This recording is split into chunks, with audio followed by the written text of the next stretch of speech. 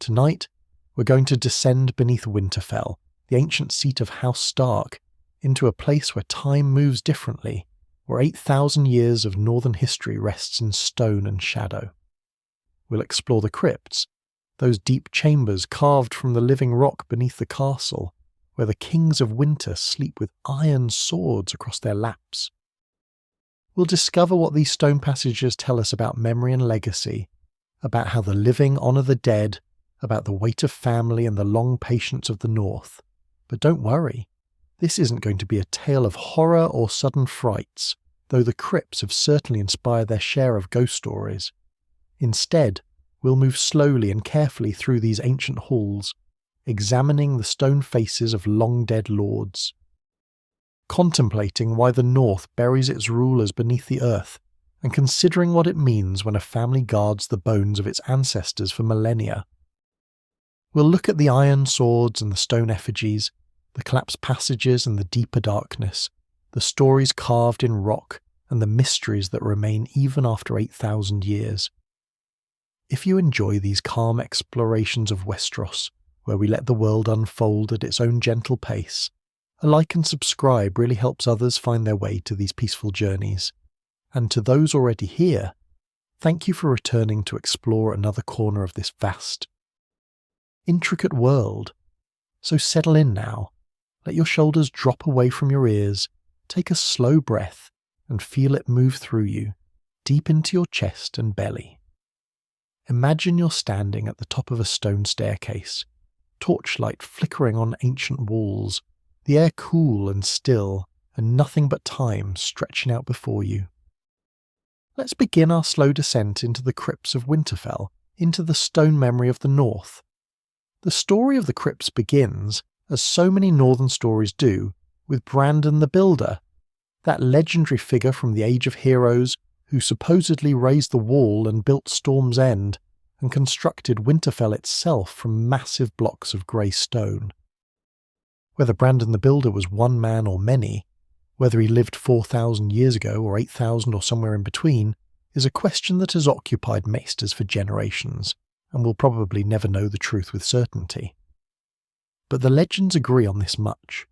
When Winterfell was built, when those first massive walls rose on the spot where hot springs bubbled up from deep in the earth, when the first men claimed this land and built their fortress against the wilderness and the winter, they also carved downward into the bedrock, creating chambers and passages beneath the castle itself. These weren't dungeons, not primarily, though some sections of Winterfell's lower levels certainly served that purpose over the long centuries. These carved spaces were crypts, burial chambers, a place where the lords of Winterfell and the kings of winter could be laid to rest in the very bones of the earth they had ruled and protected. The decision to build crypts beneath the castle, rather than creating tombs above ground or cairns in the open, as some first men did, tells us something about northern culture and the beliefs of those ancient people. The first men, unlike the Andals who would come thousands of years later, did not burn their dead. They returned them to the earth, to the roots of the weirwoods, to the domain of the old gods who lived in tree and stream and stone, to be buried deep surrounded by rock, close to the hot springs that breathed warmth through Winterfell's foundations, was to be returned to the sources of life, to rest in the embrace of the land itself. There was practical wisdom in this too, of course, as there often is in ancient customs that seem purely ceremonial to modern eyes. The North is cold, brutally cold in the depths of winter, and winters in the North can last for years, even decades in the worst times. Above ground, the earth freezes to the depth of a man's height or more. Digging graves becomes impossible. Bodies must be stored, preserved somehow, or burned despite religious prohibitions. But deep beneath Winterfell, below the frost line, where the hot springs keep the temperature just above freezing even in the deepest winter, the stone remains workable, or at least accessible. Bodies could be entombed year-round. Return to the earth regardless of season. This practical consideration doesn't diminish the spiritual significance, but rather shows how the first men's beliefs aligned with the realities of their harsh environment. The earliest crypts, those first chambers carved in the Age of Heroes or shortly thereafter have long since collapsed or been sealed off. The crypts as they exist in the time of the main story extend downward in levels, descending perhaps 10 or 12 levels deep, maybe more. The lower passages often flooded or blocked by cave-ins that happened so long ago that no living person remembers when they were passable. Each level is older than the one above it, a descent through time as well as through stone, and the deepest accessible levels contain the tombs of kings whose names have been forgotten, whose deeds exist only in half-remembered songs, whose stone faces have been worn smooth by the passage of ages. The construction of these original crypts would have been an enormous undertaking, requiring skilled stone carvers and labourers, willing to work in darkness and confined spaces, hauling away rubble and breathing stale air. The effort invested tells us how important this was to those ancient builders. These weren't simple caves or natural caverns adapted for burial. These were carefully carved passages with arched ceilings high enough for a tall man to walk upright, with alcoves cut into the walls, with niches for torches that would burn through the centuries every time someone came to pay respects or add another body to the long sleep. The walls were dressed smooth, the floors levelled, the whole structure designed to last not for years or decades, but for ages beyond counting. And indeed they have lasted through 8,000 years of history, through the coming of the Andals and their conquest of the south, through the wars and feuds and winter storms, through the slow grinding of time itself. The stone remembers, the darkness preserves, the dead of House Stark rest in the earth, and the living walk above them, generation after generation, each adding their own dead to the ancient company below.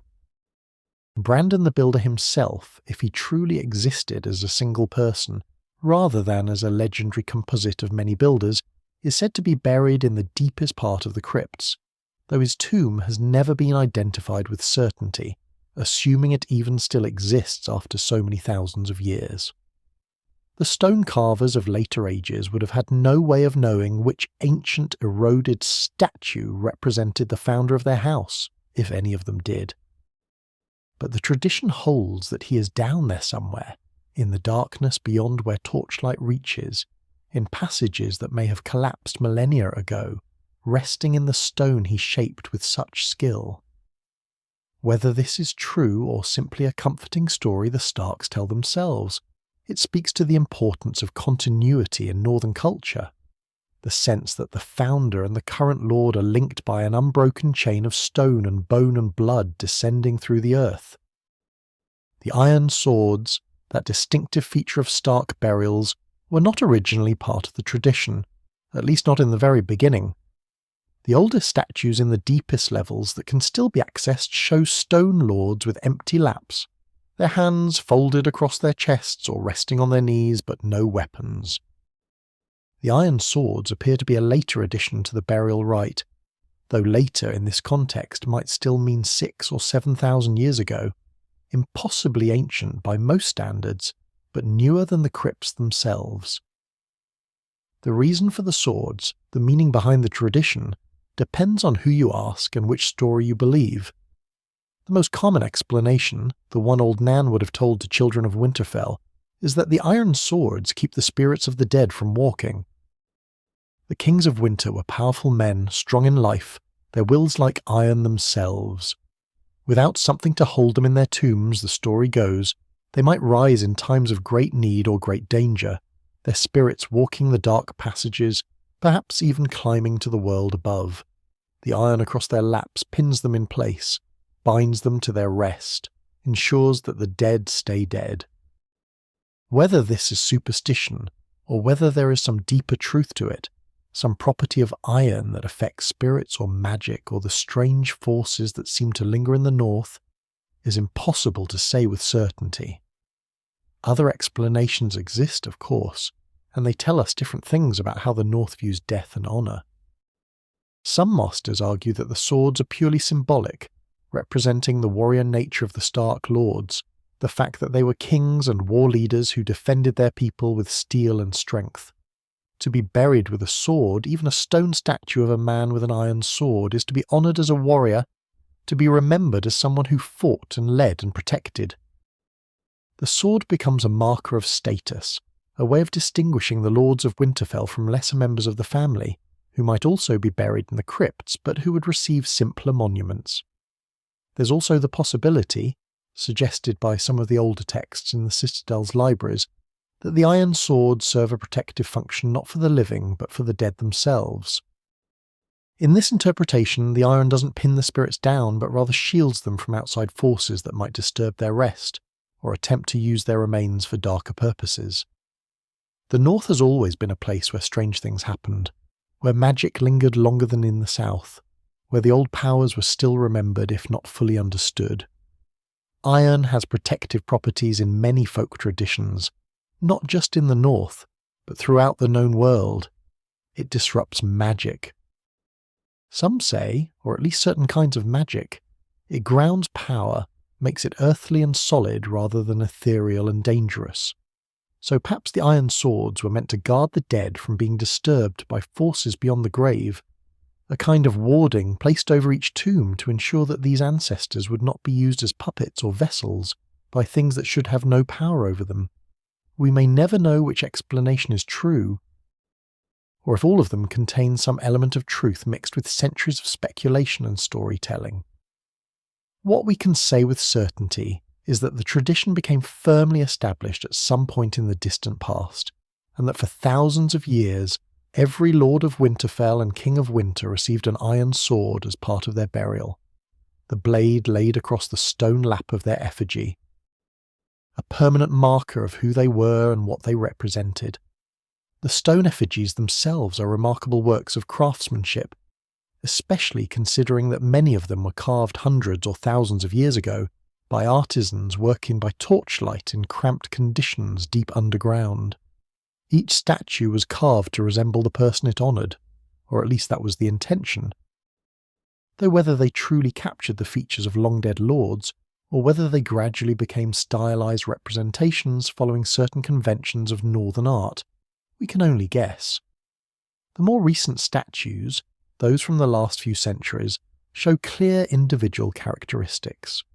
You can see the long, stark face, the stern northern features, but also individual details, the set of the jaw, the shape of the nose. Something in the stone eyes that suggests personality and character. These more recent carvings were done by skilled artisans who had known the deceased in life, who could work from memory and create something that family members would recognise as accurate. But the older statues, those descending into the deeper levels, become more generalised, more similar to one another, until in the deepest accessible parts of the crypt you find rows of stone kings who all look essentially the same. Grim-faced, long-featured, powerful in build, but without individual distinguishing characteristics. Whether this is because the carvers of that ancient time worked in a more formal, stylised manner, or because the original detail has been worn away by time and the moisture that seeps through even the best-maintained crypts, or because later generations restored damaged statues without any idea what the original faces truly looked like, is unclear. The result is the same. A descent into the past that is also a descent into anonymity, where individual identity gradually dissolves into the generic idea of a Stark lord, a northern king, a man of ancient times. The direwolves are there too, carved in stone at the feet of some lords, curled as if sleeping or lying watchful and alert. The Stark sigil is the direwolf, of course, that massive predator that once ranged throughout the north, but has become so rare as to be nearly legendary in recent times. Spotted only beyond the wall or in the deepest wilderness, the connection between House Stark and the direwolves goes back to the very beginning, to the age of heroes, to stories about the first Starks having the blood of the first men, and perhaps something more, some connection to the animals of the north that ran deeper than normal. In ancient times, it's said that many Starks were wargs, able to slip their consciousness into the minds of animals, particularly wolves. And some of the old tales speak of Stark lords who went into battle accompanied by great direwolves, or who hunted with wolf packs, or who are never seen without a massive grey or white wolf at their side. Whether these stories are literal truth, metaphorical exaggeration, or pure fantasy is impossible to determine from this distance in time. But the stone direwolves in the crypts suggest that the connection was real enough to those who carved them, important enough to be memorialised in rock, made part of the eternal image of Stark lordship. Some statues show the direwolf lying peacefully at the Lord's feet. Others show it alert, head raised, as if still guarding its master in death as it did in life. The symbolism is clear. The Starks and the direwolves are linked, bound together in some fundamental way that persists beyond individual lives, into the stone memory of the crypts themselves. The deeper you descend, the more you move from history into legend, from names and dates that can be verified in various texts into the realm of story and song where truth and myth become impossible to separate. The Maesters can trace the line of Stark lords back perhaps 2,000 years with some confidence, using various chronicles and records that have survived in the libraries of the Citadel and in Winterfell's own archives. Beyond that, you're relying on genealogies that may have been copied and recopied with errors creeping in, on songs that were passed down orally for generations before being written down, on family traditions that may be accurate or may be wishful thinking. And beyond even that, past perhaps 4,000 or 5,000 years, you're in the realm of pure legend, where the kings of winter have names like Edric Snowbeard and Theon Stark called the Hungry Wolf, where the stories attached to them are more fairy tale than history, where the line between what actually happened and what makes a good story has been erased by the passage of ages.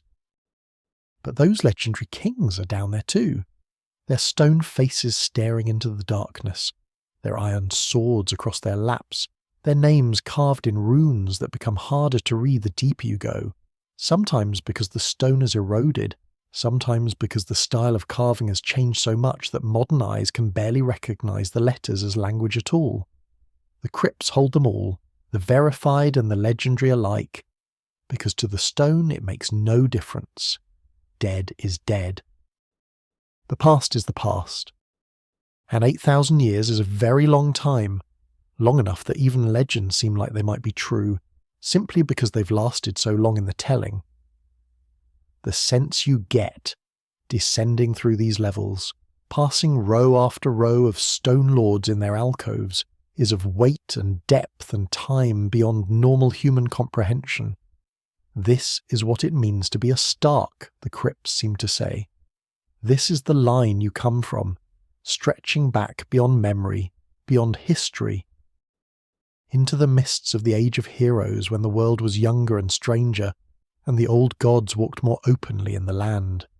Every living Stark carries this with them, consciously or not, the weight of all these dead, all these ancestors, all this accumulated time. It must be both burden and strength to know that you come from such an ancient line, that your family has endured through 8,000 years of winters and wars and all the sorrows time can bring. Some families would collapse under such weight, would be crushed by the expectation of living up to such a legacy. But the Starks have always been people of the North. And the North teaches endurance, teaches patience, teaches that you survive by staying strong and staying together and never forgetting who you are and where you come from. The crypts are a physical manifestation of that northern philosophy, a place where memory is preserved in stone, where the past is always present, where the dead never truly leave because their bones rest beneath the feet of the living, and their stone faces watch from the darkness, silent witnesses to everything that happens in Winterfell above. The Crypts of Winterfell descend in levels, and each level takes you further back in time, deeper into the bedrock, closer to whatever lies at the very bottom in the darkness that no living person has explored in centuries. The structure is not random, it follows a logic, though that logic was established so long ago that even the Starks themselves may not fully remember all the reasons behind it. The most recent dead are buried on the upper levels, closest to the surface, easiest to reach when family members want to visit and pay their respects. As you descend, you move backward through the generations, through the centuries, through the slow accumulation of Stark history layer by layer like the rings of an ancient tree. The upper levels are relatively well maintained, or at least they were before the recent troubles that befell Winterfell and the north. Torches are kept in their sconces, though they burn only when someone is visiting. The alcoves are swept clean of dust and cobwebs. The stone faces of the more recent lords are still sharp and clear, their features easily recognisable. You can see Rickon Stark, who was Eddard's father, burned alive by the Mad King Aerys Targaryen in a tragedy that would help spark Robert's rebellion. You can see Brandon Stark, Eddard's older brother, who was also killed by Aerys, strangled while trying to save his father. Their statues are well carved, dignified, capturing something of the men they were. The iron swords across their laps are still bright, relatively speaking, not yet claimed by the rust that affects the older blades deeper down. Moving deeper, you find the lords of earlier generations, men who lived and died in more peaceful times, or at least times when the troubles were more local, more northern, not involving southern kings and dragons and the fate of the entire realm. There's Rickon Stark, called the Old Man of the North, who lived so long that he saw his sons and grandsons grow to adulthood and have children of their own. Rickon was Lord of Winterfell during the Dance of the Dragons, that terrible civil war that tore the Targaryen dynasty apart and killed most of their dragons. He marched south with a great northern host, arriving at King's Landing after the war had essentially ended, but still managing to exert considerable influence over what happened next. Rickon was known for his sense of justice, harsh but fair in the northern way, and his decisions in the aftermath of the dance helped establish the reign of Aegon III, the Dragonbane, under whom the last Targaryen dragons would die. Rickon ruled Winterfell for so long that he became almost mythical even in his own lifetime, a figure of stability and continuity in a time when everything else seemed to be changing or falling apart. His statue shows a man of great age, his stone beard long and full, his face lined with the marks of time, but his bearing still strong, still commanding. The sword across his lap is notched and pitted with rust, but it remains intact, doing whatever work it is that those iron swords do. Near Rickon you find other Starks from around the same period, the late years of Targaryen rule when the north remained relatively peaceful, largely left to its own affairs by southern kings who had enough problems without stirring up the north. There's Roderick Stark, known as the Wandering Wolf, who in his youth travelled throughout the Seven Kingdoms and even across the narrow sea to the free cities, an unusual thing for a northern lord. The stories say he returned to Winterfell much changed by his travels, bringing with him books and ideas that were foreign to the north, though he settled back into his role as Lord of Winterfell and ruled wisely for many years. His statue is smaller than some of the others, perhaps reflecting his relatively shorter stature in life, but the stone carver captured something in the face that suggests intelligence and curiosity, qualities not always associated with the stern Stark lords. Near him is Barthagen Stark, who ruled for only a brief time between his father and his nephew, serving as a kind of caretaker lord during a period of transition. History remembers him as competent but unremarkable. A man who did his duty without complaint and left the lordship in good condition for the next generation. His statue reflects this. It's well made but conventional, showing a lord who looks like any number of other Stark lords, distinguished mainly by the particular style of his carved clothing and the date of his death, which places him in a specific generation. Descending further, you encounter the Starks of the Middle Period, men who lived 300 or 400 or 500 years ago, in times that are still within reliable historical record but beginning to blur at the edges, where the exact dates and details become uncertain. Here you find Donna Stark, who supposedly defended the north against wildling invasions from beyond the wall, leading his men in battles that were already ancient history by the time of the main story. The accounts say he was a skilled commander and a brave warrior, that he personally killed several wildling chieftains in single combat, that he strengthened the Night's Watch by sending them regular supplies and recruits from the north. His statue shows a warrior lord, the stone carved to suggest armour and weapons beyond just the ceremonial sword across his lap. His face grim and determined. Whether this accurately represents the man he was, or whether it represents what later generations thought such a lord should look like, we can't know for certain. The truth has been filtered through centuries of retellings, shaped by the expectations and assumptions of each generation that passed the stories down. There's Baron Stark, who ruled during a time of relative prosperity, when several good years of harvests and mild winters allowed the North to accumulate wealth and strengthen its ties with the other kingdoms. Beren is remembered, if he's remembered at all, as a builder and administrator rather than a warrior, someone who improved Winterfell's infrastructure, who established new markets, who encouraged trade. His statue is less stern than some of the others, or perhaps that's just imagination. Reading into the stone features what we want to see based on the little we know about the man. The iron sword across his lap is deeply rusted, flaking in places, the metal having given up its battle against time and moisture. In another few centuries it might crumble away entirely, and then what? Will it be replaced, as swords have been replaced before when they rusted through? Or will it be left as is, the tradition acknowledged but no longer fully maintained in that particular tomb? You find Lyanna Stark, remembered not with honour but with a kind of grim acknowledgement, a reminder that not every Stark was worthy of the name. Jonas was a younger son who attempted to usurp his brother's position as Lord of Winterfell, creating a brief civil war within the family that weakened the North and brought shame to House Stark. He failed, obviously, or the line of succession would have changed, and the price of his failure was his life and, more permanently, his reputation. But he was still a Stark, still family despite his betrayal, and so he received a tomb in the crypts. Though his statue is noticeably plainer than those of the legitimate lords, his alcove deeper in shadow. The sword across his lap is thin and unadorned, perhaps reflecting the diminished honour of a usurper. His stone face is turned slightly away from the main passage, a small detail that might be coincidence, or might be a deliberate choice by the carvers to mark him as one who turned away from his duty. The crypts remember everything, the glorious and the shameful alike. Because history is not just a record of triumphs, but of failures and betrayals and all the complicated moral territory in between. Further down still, perhaps 6 or 7 levels deep now, you're moving into the realm where individual identities begin to blur, where the historical record becomes sparse and unreliable.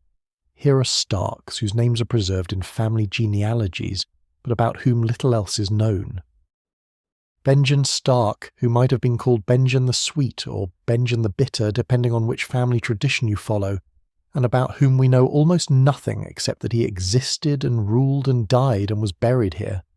His statue is worn, the features softened by time, the details of his clothing and bearing no longer clear. The sword across his lap is a relic, so rusted that it's barely recognisable as a blade, more like a suggestion of iron, a memory of metal.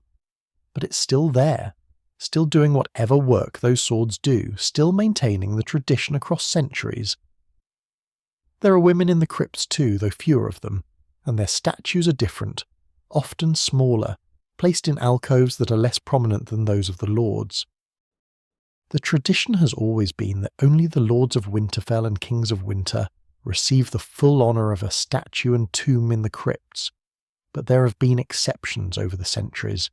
Some queens, women who married into House Stark and who were particularly beloved or who died in childbirth giving the North an heir, received tombs of their own. Some daughters of Winterfell who achieved something remarkable or who died tragically young were honoured with burial in the crypts rather than in the lich yard above. These women's statues usually show them in repose, hands folded, no swords, because the tradition of the iron swords applied only to the warrior lords. Their faces, where they can still be discerned, often look younger than the male statues, perhaps because women tended to die younger in those times, in childbirth or from the various illnesses that claimed so many before modern healing techniques, or perhaps because the carvers followed different conventions when representing women. showing them in idealised youth rather than in the weathered age that might have been more accurate. One notable exception to the pattern of male-only sword-bearing statues comes much later in the crypt's history, but it's worth mentioning now because it shows how traditions can bend when circumstances demand it. We'll come to her story in more detail later, but Lyanna Stark, sister to Eddard, received a statue with a sword, or at least with something like a sword. Because her brother loved her, and because her death was tied up in events that changed the realm. But in these deeper levels among the ancient dead, the women rest without iron. Their protection perhaps assumed to come from their proximity to the male relatives who surround them, or perhaps simply because no one thought that women's spirits needed the same binding as men's, or because the tradition was established at a time when only men were considered dangerous enough or important enough to require that particular precaution. The names carved into the stone near each alcove become harder to read as you descend. The style of lettering changes, reflecting different periods and different carvers, and perhaps different languages or at least different dialects of the same tongue. The first men spoke a language that was not quite the common tongue used throughout Westeros today. That language evolved over thousands of years, influenced by the Andals who invaded from across the narrow sea, mixing and changing, until it became what we now recognise as the common tongue. But in the deepest parts of the crypt, the names are carved in older forms, using runic symbols that would require a maester's learning to interpret, if they can be interpreted at all. Some of the runes are so worn, so eroded by time and the moisture that seeps through the stone, that they're nothing but vague scratches, suggestions of meaning rather than clear communication. The names have been lost, not just forgotten, but actually erased by time, and even if you could somehow ask the Starks who carved those runes what they meant, they've been dead so long that dust is probably too solid a word for what remains of them. In these deeper levels, you start to encounter the evidence of time's destructive work. Some passages have partially collapsed, the ceiling fallen in, or the walls cracked and unstable. These sections are blocked off, marked with warning signs or simply left dark and uninviting, making it clear that no one should venture further. What lies beyond those collapses? More tombs, presumably. More rows of stone kings staring into darkness, but also perhaps completely collapsed chambers where the statues have been crushed under tons of rock, where the iron swords have been buried under rubble, where the work of ancient carvers has been undone by the slow movement of the earth. Some levels are flooded, at least partially, the hot springs that run through Winterfell's foundations having found their way into passages that were carved thousands of years ago. The water is warm, steaming in the cool air of the crypts, and where it collects in the lower levels it creates pools of darkness that might be ankle-deep, or might be fathomless. There's no way to know without wading in, and no one has done that in living memory if ever. The collapsed and flooded sections make it impossible to know exactly how far down the crypts go. 10 levels are accessible more or less, though the lowest of these are dangerous and rarely visited. But what about below that? Are there 11 levels? 12? 15? Did the ancient Starks carve down as far as the hot springs would allow, until they hit water or unstable rock, or simply decided they'd gone deep enough? The chronicles don't say, and perhaps they never did. Perhaps the knowledge was lost long ago, or perhaps it was never written down because everyone simply knew, and then eventually everyone who knew was dead and the information died with them. What we can say is that somewhere down in the darkness beneath Winterfell, deeper than anyone has gone in centuries, there are passages that may still exist, may still be intact, holding tombs that haven't been visited since before the Andals came to Westeros, since before the Targaryens conquered the Seven Kingdoms, since perhaps before any recorded history at all. Among the accessible tombs on the deeper levels, you find the truly ancient kings of winter. Men who ruled when the North was independent, when there was no Iron Throne, when the world was divided into dozens of small kingdoms constantly fighting and raiding and feuding with each other. These were hard men who lived in hard times, whose reigns were marked by constant warfare, whose accomplishments were measured in enemies defeated and lands held rather than in laws made or buildings constructed. Theon Stark, known as the Hungry Wolf, is down here somewhere.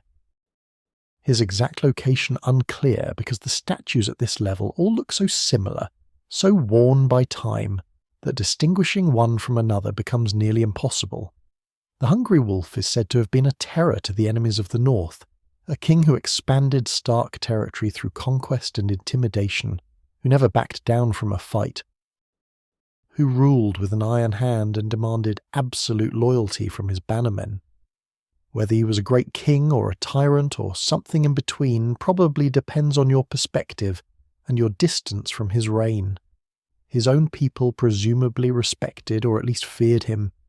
His enemies certainly feared him, if the songs and stories can be trusted. But from this distance, all we can really say is that he existed, he ruled, he fought, he died. And he was buried here in the crypts with an iron sword across his lap like all the others. There's Brandon Stark, called the Shipwright, who broke with northern tradition by building a fleet and sailing across the sunset sea to the west, trying to discover what lay beyond the known world. He never returned, lost somewhere in that vast western ocean, but his ambition and his willingness to look beyond the North's traditional concerns made him remarkable enough to be remembered. His tomb is here even though his body is not, because he died at sea and presumably was either buried there or simply sank beneath the waves. The statue represents an idea of the man, a memorial rather than a tomb in the strictest sense, but it serves the same function. It marks his place in the long line of Starks, acknowledges his existence and his achievements, keeps his memory alive in stone even though his bones rest somewhere else, if they rest anywhere at all. You find Roderick Stark, who supposedly rode a great beast into battle, though whether this was an actual direwolf of unusual size or some other creature, or simply an exaggeration that grew in the telling over centuries, we have no way of knowing.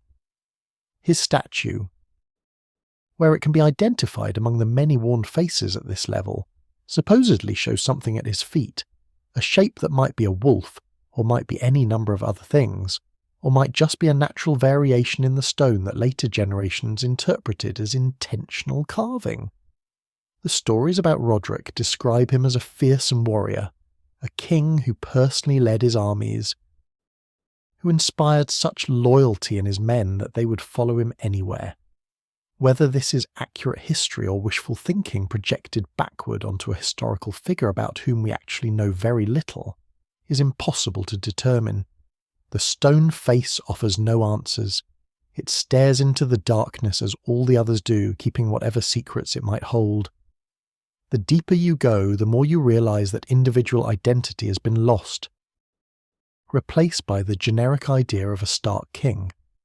There are perhaps 30 or 40 tombs on these lower levels that can still be accessed, possibly more in the collapsed or flooded sections beyond. Each has a statue. Each statue has a name carved somewhere nearby, though those names are often illegible now.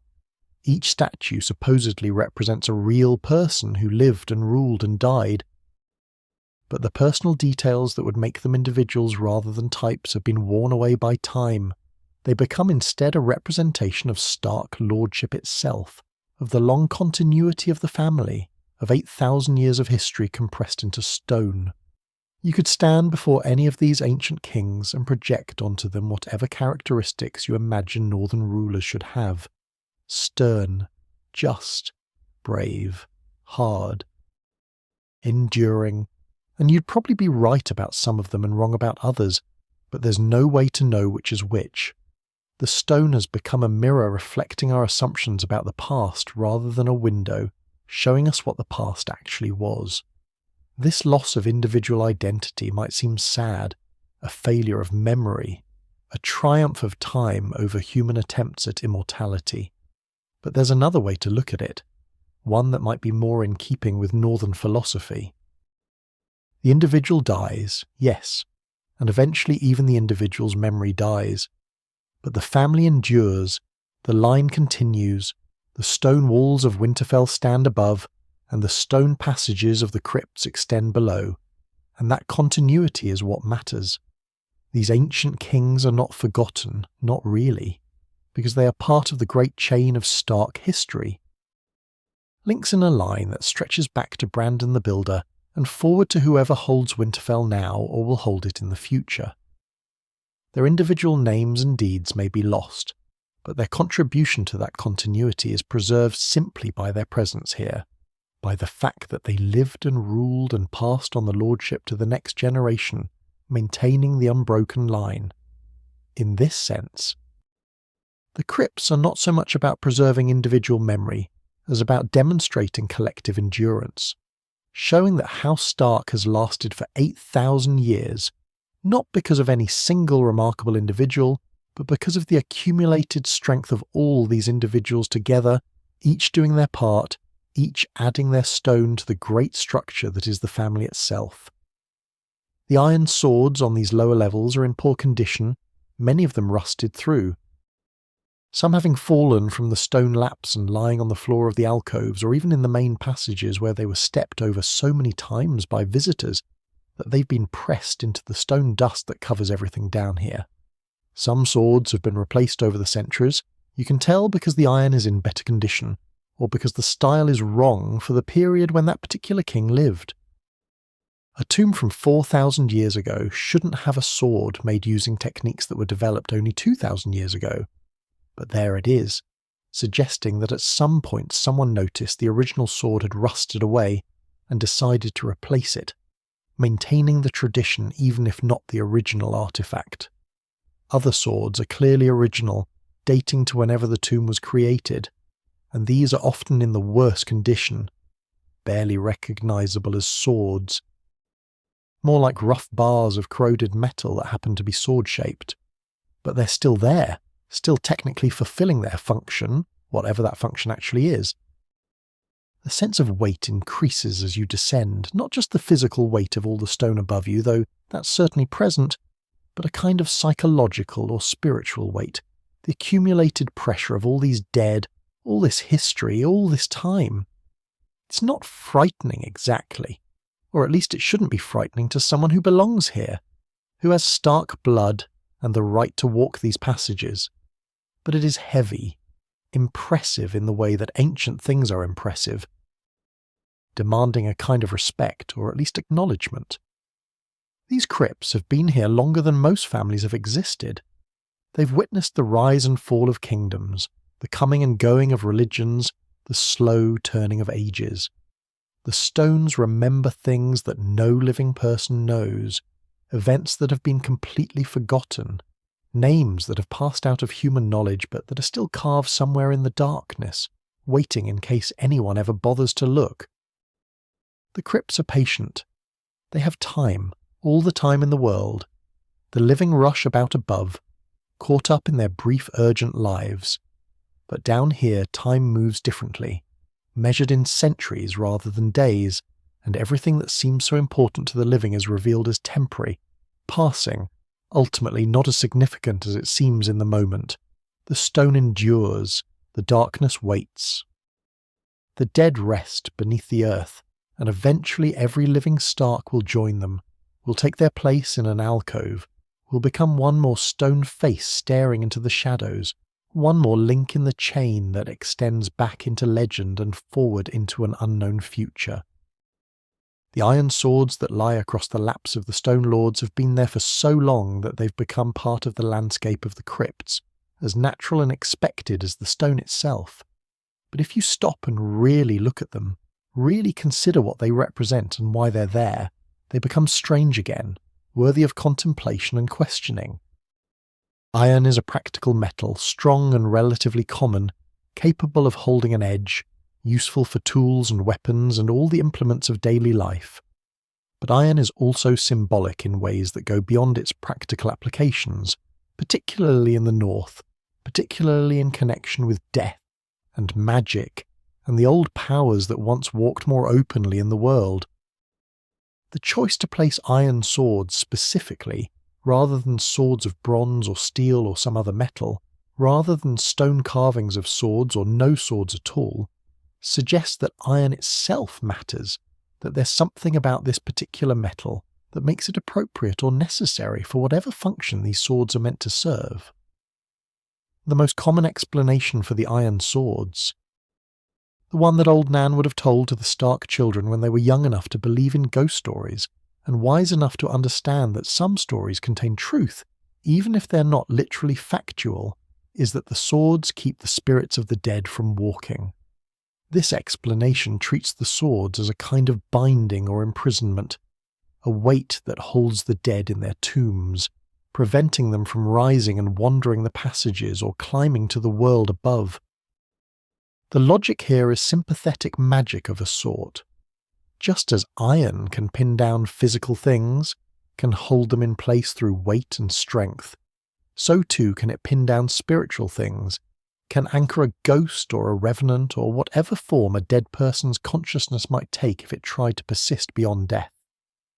The Kings of Winter were powerful men in life, strong-willed and commanding. Men who shaped the North through force of personality and strategic brilliance, and sometimes through sheer stubborn refusal to yield. Such men might not rest easily, the logic goes. Their spirits might cling to the world, reluctant to let go of power and influence, wanting to continue directing events even after their bodies had failed. The Iron Sword provides a counterweight to this tendency, gives the spirit something to focus on or be bound by, ensures that the dead stay properly dead rather than lingering in ways that would be uncomfortable for the living.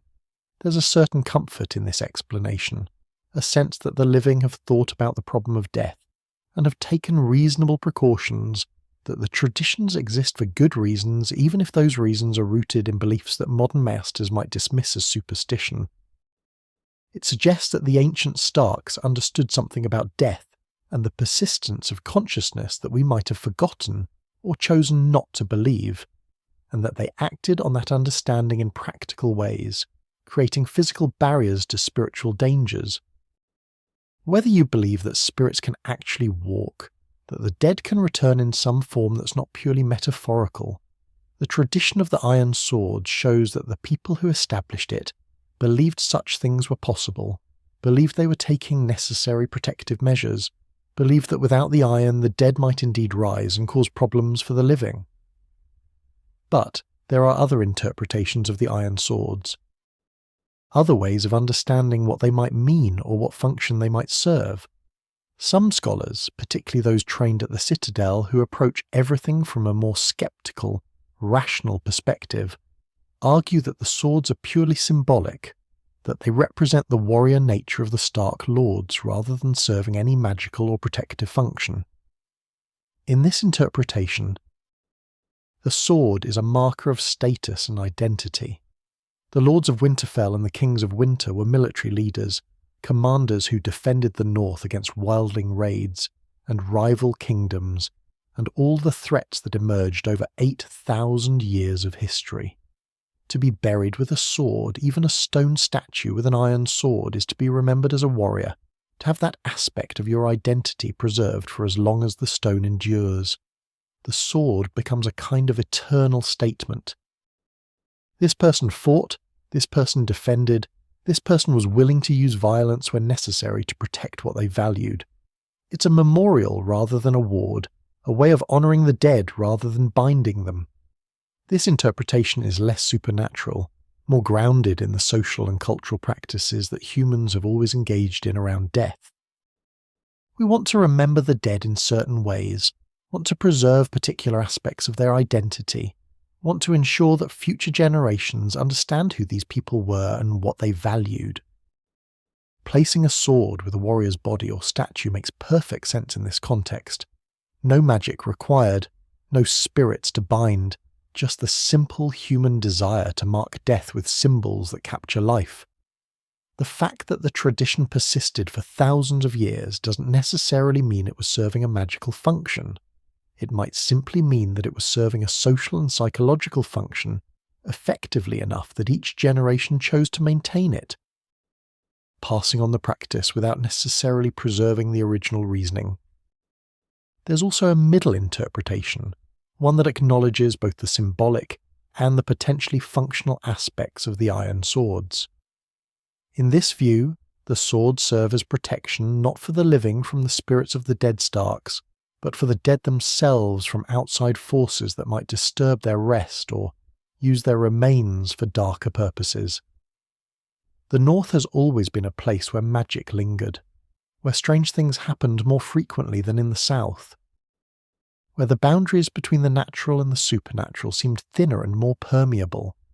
In such a place, the dead might be vulnerable to manipulation by forces that understand how to work with bones and spirits, forces that might raise corpses as servants or bind departed souls for their own purposes.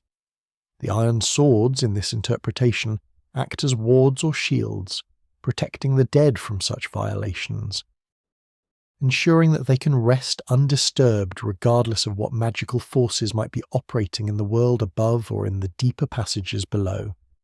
This protective interpretation gains some support from the broader folklore about iron and its relationship to magic.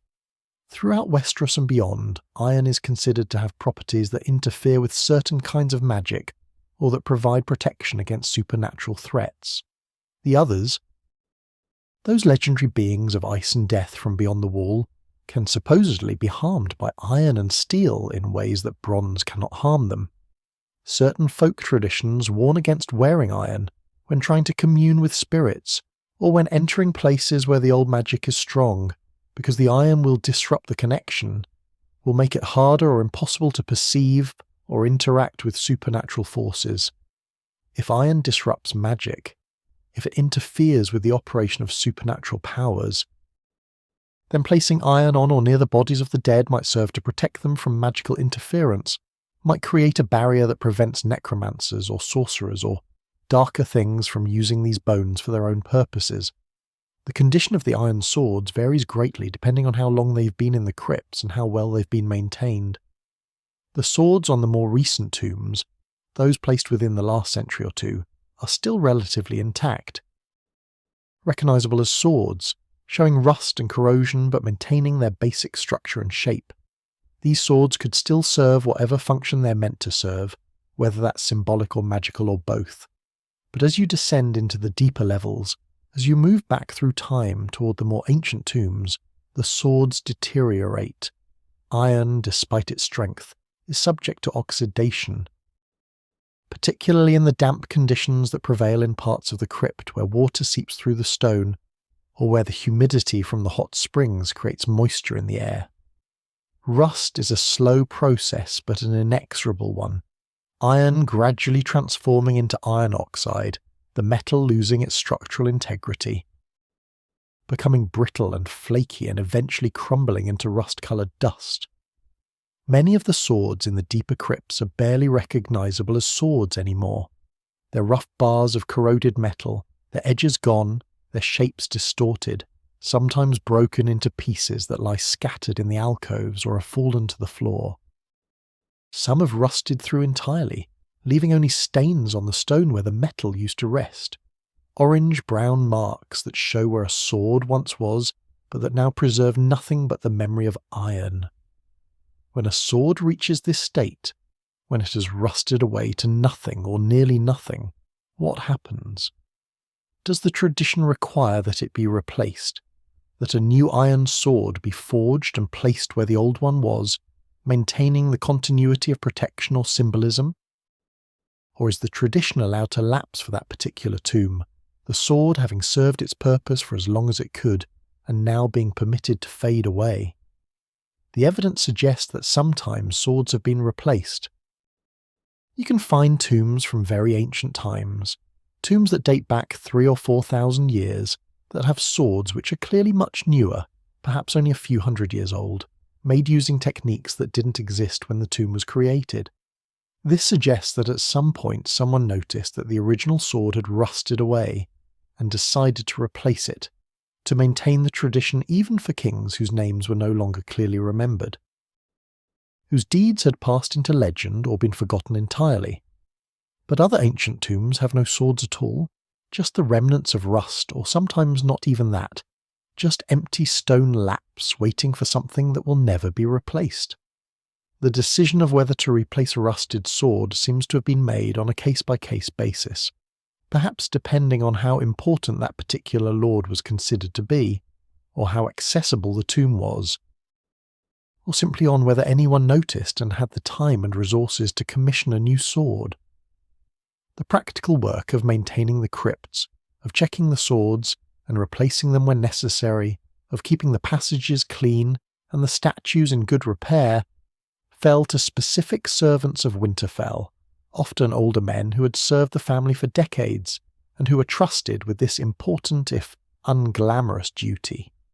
These crypt keepers, as they were sometimes called, though that wasn't an official title, would descend into the darkness regularly, would inspect the tombs on the upper levels, would note which swords were showing significant rust, which statues had developed cracks, which alcoves needed to be swept clean of dust and debris. It was quiet work, solitary work, the kind of task that required patience and respect and a certain comfort with being alone in the dark surrounded by the dead. The crypt keepers rarely spoke of what they saw or experienced in the depths, whether because there was nothing unusual to report or because the culture of service required discretion, but occasionally stories would emerge of strange sounds in the deeper passages, of torches that seemed to flicker in the absence of any breeze, of a sense of presence or attention that suggested the dead were not entirely unaware of those who tended their tombs. These stories were usually dismissed by the lords and ladies of Winterfell as the natural nervousness of men working alone in dark places, the tendency of the human mind to find patterns and agency in random phenomena, to interpret ambiguous stimuli as threats or presences, when rational explanation would suggest nothing supernatural was occurring. But the stories persisted nonetheless, passed down from one crypt keeper to the next, becoming part of the unofficial lore of the crypts, the knowledge that was shared in quiet moments over cups of mulled wine in the servants' quarters, but never spoken of in front of the family.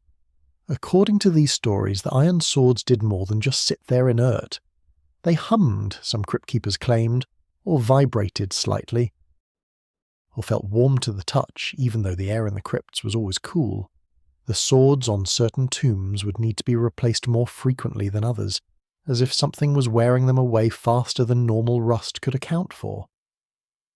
And on rare occasions, a sword would be found moved slightly from its original position, turned at an angle or shifted a few inches, despite the fact that no living person had touched it, and the stone lords certainly couldn't move on their own.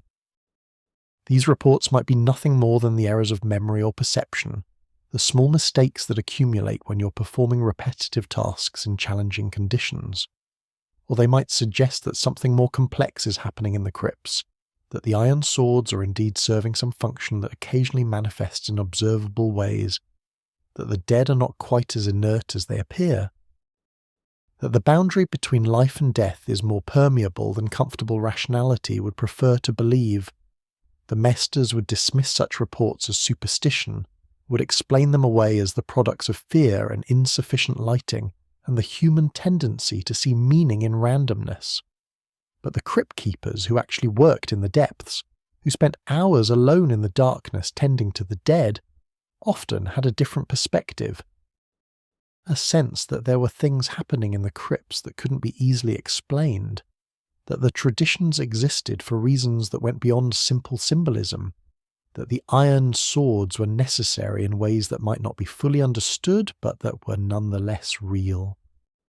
The fear that some people felt about the crypts, the reluctance to descend into those passages even when accompanied by others and armed with torches, might be rooted in this half-conscious awareness that the dead are not entirely gone, that some presence or consciousness or residue of what they were persists in those alcoves, watching through stone eyes, aware in some limited way of the living who pass by their tombs.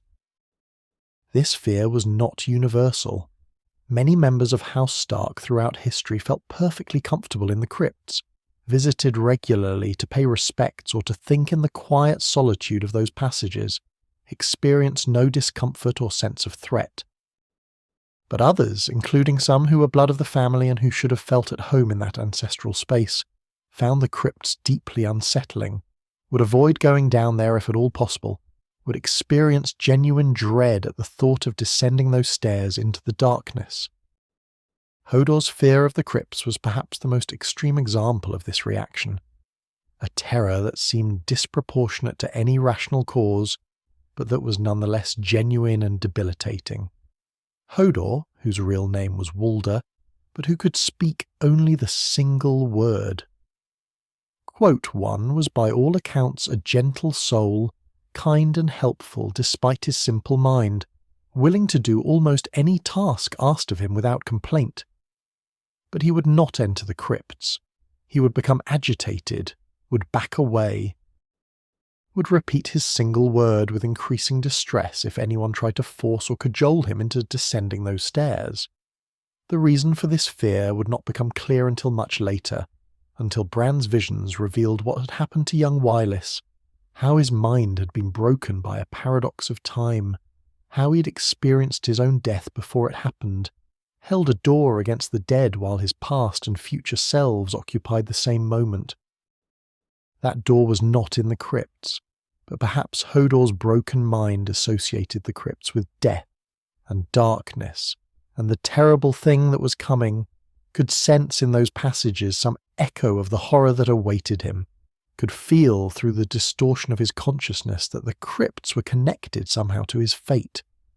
If Hodor's fear had a supernatural explanation, if his damaged mind gave him access to perceptions that normal consciousness filters out, then what he sensed in the crypts might have been real in some sense, might have been the presence of the dead or the weight of time or the magic that runs through Winterfell's foundations, manifesting in ways that affected him more strongly than it affected others. Or perhaps his fear was purely psychological, the result of childhood trauma or some negative association formed before his mind was broken. Something that had nothing to do with the crypts themselves, but that became fixed in his limited consciousness as an absolute prohibition. We can't know for certain, and Hodor himself could not explain, could not offer any insight into what he felt or why he felt it, could only refuse with increasing panic whenever the crypts were mentioned.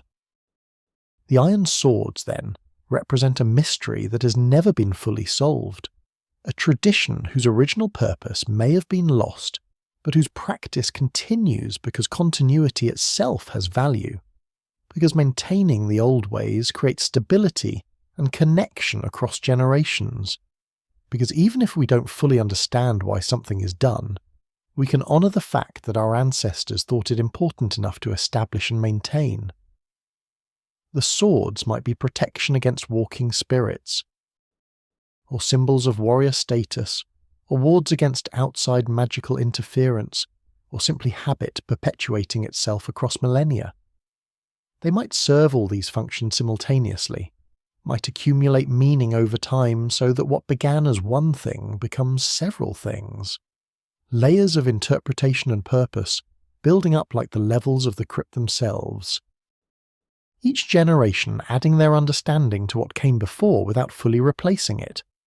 What we can say with confidence is that the Iron Swords matter to the Starks, that maintaining this tradition has been considered important enough to continue through 8,000 years of change and upheaval, that the sight of a stone lord with an iron sword across his lap has become so iconic that it's impossible to imagine the crypts without it.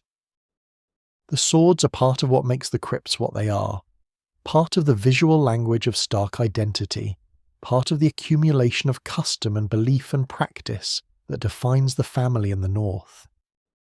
And whether they keep spirits from walking or whether they simply honour the dead in a particularly northern way, they serve their purpose of connecting past to present, of maintaining continuity, of reminding the living that they are part of a story much larger than themselves, a story written in iron and stone and bone, a story that descends into darkness and mystery, a story that continues as long as House Stark endures, and perhaps beyond, into whatever future awaits when the current age has passed into legend like all the ages that came before. The Iron Swords, then, represent many things at once, layers of meaning that have accumulated over thousands of years of tradition. They are protection, perhaps, or imprisonment, or honour, or simply habit, the way things have always been done and therefore continue to be done. But regardless of their exact meaning or function, they mark the tombs of the Lords of Winterfell, distinguishing them from others who might be buried in the crypts, and they create a visual pattern as you walk through the passages, row after row of stone men with iron across their laps, an army of the dead maintaining their vigil through the centuries. The crypts hold other stories too, though, stories that break the pattern, that show how even the most rigid traditions can bend when circumstances demand it. And one of the most significant of these exceptions, one of the most emotionally resonant tombs in all the long darkness beneath Winterfell, belongs to someone who was not a Lord of Winterfell, who never ruled, who died young and far from home, but whose death changed the course of history for the entire realm. Lyanna Stark's tomb sits on one of the upper levels, not too far from the entrance, placed among the more recent dead where it's easily accessible, where family members can visit without descending into the deeper, more dangerous passages.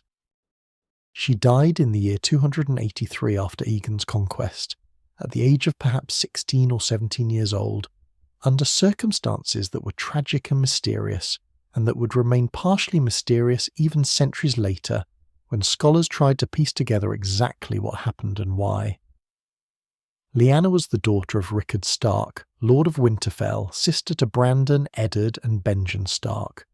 She was by all accounts beautiful in the northern way, dark-haired and grey-eyed with the long Stark face. But more than that, she was spirited, independent, strong-willed in a way that both delighted and worried her family. She was an excellent rider, skilled with horses in a way that was unusual even among the northern nobility who prized horsemanship. She was said to be brave, perhaps recklessly so, the kind of person who would speak her mind regardless of whether it was politic or appropriate, who would act on her convictions even when those actions carried risk. The stories about her youth, passed down through the years and perhaps embellished in the telling, paint a picture of a girl who chafed against the restrictions placed on women of her class and time, who wanted to be more than just a diplomatic marriage to seal an alliance, who dreamed of something larger than the conventional life laid out before her. Whether this is accurate or whether it's a romantic projection, a way of making sense of what happened to her by imagining that she was always destined for tragedy and significance, is impossible to know for certain, but the image persists. Lyanna Stark as the wild wolf, the girl who couldn't or wouldn't be tamed, whose spirit and independence would ultimately lead to her doom and to the doom of thousands of others. The pivotal event in Lyanna's life, the moment when she stepped from the comfortable obscurity of being one Northern Lord's daughter, among many into the spotlight of realm-wide significance, came at the great tourney held at Harrenhal in the year 281 after Aegon's conquest. This tourney was one of the largest and most spectacular events of its kind ever held in Westeros, drawing lords and ladies from all 7 kingdoms to witness the competitions and celebrate in the temporary city of pavilions that sprang up around Lord Went's massive castle. The ostensible purpose was to celebrate Lord Went's daughter and perhaps to show off Harrenhal itself, that enormous fortress that Harren the Black had built and that Aegon the Conqueror had melted with dragon fire, leaving it a half-ruined monument to hubris and power. But there were deeper currents running beneath the surface of the tourney. Political machinations and secret meetings that had nothing to do with jousting and everything to do with the growing instability of the Mad King heiress's reign. These political undercurrents don't directly concern us here, though they help explain why so many important people were present at Harrenhal, why this particular tourney became such a significant moment in history. What matters for our purposes is what happened to Lyanna there. Lyanna attended the tourney with her father and brothers. She was betrothed at this time to Robert Baratheon, the young Lord of Storm's End, a powerful match that would bind House Stark to House Baratheon and strengthen both families' positions in the increasingly uncertain political landscape. Robert was by all accounts handsome, strong, charismatic, a renowned warrior even in his youth, exactly the kind of man that most noble families would be thrilled to have as a son-in-law. But Lyanna apparently had reservations about the match. Reservations she shared with Eddard, if not with her father. She knew Robert's reputation for drinking and womanizing, knew that he had already fathered at least one bastard despite his youth, and she doubted whether marriage would change his nature. She reportedly told Eddard that Robert would never keep to one woman, that he would continue his affairs even after they were wed, and that she would be expected to smile and accept this as the way of the world. Whether this was unusual insight on her part, or whether she was simply more honest about the realities of noble marriage than most women of her station were willing to be publicly, it showed that she entered into her betrothal with clear eyes, understanding what she was getting and not entirely happy about it, but perhaps accepting it as the duty required of her. At the tourney, Lyanna would have watched the competitions like everyone else, seen the greatest knights in the realm compete in jousting and melee, witnessed the pageantry and spectacle that made such events memorable. One incident that the chronicles record, though its significance wouldn't become clear until later, involved a mystery knight who appeared in the list riding a horse barded in ill-fitting armour, carrying a shield painted with a tree and falling stars. This knight, who came to be called the Knight of the Laughing Tree, defended the honour of one of Lord Went's men who had been humiliated by 3 squires of higher birth. The mystery knight defeated all 3 squires' knights in the lists, embarrassing them and their houses, then disappeared before their identity could be discovered. King Aerys, in his paranoia, saw conspiracy in this mystery knight, demanded that the knight be found and unmasked, but despite searches, the knight was never identified. Some stories suggest it was Lyanna herself who rode as the Knight of the Laughing Tree. That she had taken up arms to defend honour in a way that women were not supposed to do, and that her brother or someone else helped her escape discovery. Other versions suggest it was someone else entirely, and the truth has been lost to time and speculation. But the incident matters because it may have drawn the attention of Prince Rhaegar Targaryen to Lyanna, may have been the first connection between them, the beginning of a relationship that would reshape the realm. Rhaegar Targaryen, the Crown Prince, was perhaps the most anticipated competitor at the tourney. He was considered one of the finest knights in the realm, skilled with lance and sword, but he was also known for his melancholy nature, his love of music and books, his tendency toward deep thought and brooding. He was married to Elia Martell of Dorne, a marriage that had produced 2 children already, a daughter named Rhaenys and a son named Aegon. By all accounts, it was not a love match but a diplomatic alliance. Though Rhaegar treated Elia with courtesy and respect, still those who knew him said he seemed incomplete somehow, as if he were searching for something he couldn't name, as if he carried some burden of the knowledge or prophecy that set him apart from other men. Rhaegar won the tourney at Harrenhal, defeating all challengers in the lists, claiming the victor's right to crown a queen of love and beauty, a ceremonial honour that was traditionally given to the champion's wife, or to some high-born lady as a courtesy to her house. Everyone expected Rhaegar to crown his wife Elia. Instead, he rode past her without stopping, rode to where Lyanna Stark sat in the stands, and placed the crown of winter roses blue as frost in her lap. The silence that followed this action must have been profound and terrible. To publicly slight one's own wife in favour of another man's betrothed was not just a breach of courtesy, but an insult that could spark feuds or worse. Robert Baratheon was present, watching his future bride receive flowers from another man. Brandon Stark was present, seeing his sister thrust into the centre of a scandal. Elia Martell sat there, publicly humiliated before the assembled nobility of the realm. And Lyanna herself, whatever she felt, whether she was thrilled or terrified or some complicated mixture of both, had to accept the crown because refusing it would have made the insult even worse, would have drawn even more attention to the impropriety of the moment. The accounts don't record whether she smiled or blushed or looked away, whether she met Rhaegar's eyes or stared at the roses in her lap. They just record that she accepted the crown, that she became for that moment the queen of love and beauty, chosen by the realm's most celebrated prince, and that this moment would be remembered as the beginning of the end of the Targaryen dynasty, the spark that would eventually ignite a war. What happened between that moment at Harrenhal and Lyanna's death roughly 2 years later is a matter of historical debate that has never been fully resolved. The official story, the one that Robert Baratheon and his allies told and that became the accepted version of events, was that Rhaegar kidnapped Lyanna, abducted her against her will, stole her away from her family and her betrothed.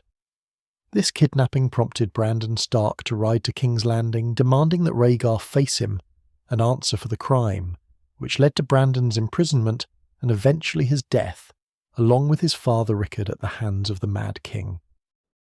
These deaths in turn prompted Robert Baratheon and Eddard Stark to raise their banners in rebellion, calling on their allies to overthrow the Targaryen dynasty and punish the prince who had dishonoured the North.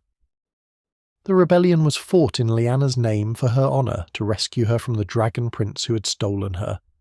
This narrative served Robert's purposes perfectly, transforming what might have been a simple power struggle into a righteous crusade to save an innocent girl from violation and imprisonment. But there's another version of the story, one that has been whispered about for years, but that many people refuse to believe because it complicates the simple narrative of heroic rebellion against a mad king. This version suggests that Lyanna went with Rhaegar willingly, that far from being kidnapped she chose to run away with him, that she saw in the melancholy prince something that spoke to her own restless spirit, something that made the prospect of life with Robert Baratheon seem unbearable by comparison. In this version, Rhaegar didn't steal Lyanna. She gave herself to him, and the two of them fled together to a tower in the Mountains of Dawn, where they could be alone, where they could escape the obligations and expectations that bound them in their normal lives. Whether this was love or infatuation or something else, whether it was based on genuine connection or on some prophecy that Rhaegar believed he was fulfilling, whether it was foolish romanticism or calculated rebellion against an arranged marriage, this version suggests that Lyanna had agency in what happened, that she made a choice, even if that choice ultimately led to tragedy. The truth is probably more complicated than either simple narrative allows. Lyanna may have gone willingly at first, but wanted to return later when she realised the consequences of her actions. She may have been genuinely in love with Rhaegar, but also terrified of what she had done, what it would mean for her family. She may have been caught up in events she didn't fully understand, swept along by Rhaegar's belief in prophecies and destinies that meant nothing to her. We don't know, and everyone who might have known for certain is long dead. Rhaegar died at the Battle of the Trident, killed by Robert Baratheon's warhammer, never having the chance to explain or justify his actions. Lyanna died in the Tower of Joy, in childbed according to some accounts, and whatever she knew or felt or wanted died with her. The only living witness to her final moments was Eddard Stark, who arrived at the tower with 6 companions just in time to find his sister dying, and Eddard kept whatever secrets she told him, carried them for the rest of his life, never speaking of them publicly, protecting her memory and her honour in the only way he could. Eddard brought Lyanna's bones back to Winterfell and laid them to rest in the crypts, a journey that must have been agonising for him, travelling north with the remains of his sister, having just lost his father and brother as well, having helped overthrow a dynasty and crown a new king in Robert, but knowing that none of it brought Lyanna back. That she was gone regardless of who sat the Iron Throne. The decision to bury her in the crypts was significant because tradition held that only Lords of Winterfell received tombs in the crypts. There were exceptions, as we've noted, but they were rare. By burying Lyanna there, by commissioning a statue for her, Eddard was making a statement about her importance, about how deeply he grieved for her, about his need to keep her close even in death. The statue he commissioned is unusual among the tombs of Winterfell. Lyanna is shown in repose, lying as if asleep rather than sitting upright as the lords do. Her hands are folded over her breast, and between them is a garland of winter roses carved in stone, a reference to the crown that Rhaegar gave her at Harrenhal, a reminder of the moment that changed everything. There is no iron sword across her lap because she was not a ruler, not a warrior lord, but some accounts suggest there is something else, something like a sword, or perhaps just a suggestion of one, carved near her or held by her, a detail that might be significant or might just be an artifact of the carving process. The statue's face is young, beautiful in a stark northern way, peaceful despite everything that happened. Whether it truly resembles Lyanna or whether it represents an idealized version of her, the sister Eddard wished he could have saved, is impossible to say.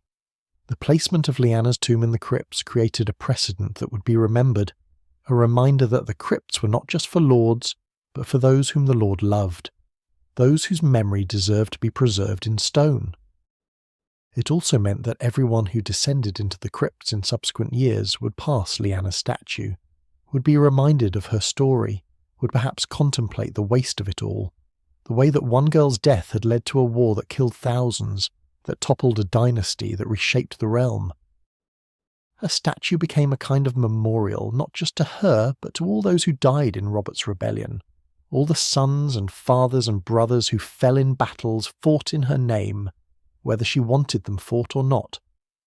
The irony is bitter and inescapable.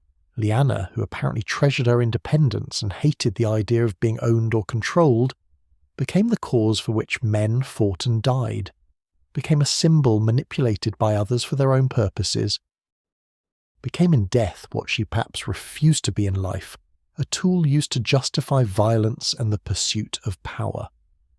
Robert Baratheon, who loved Lyanna, or at least believed he loved her, visited her tomb when he came to Winterfell years later, at the beginning of the main story. By then he was king, married to Cersei Lannister in a loveless political match.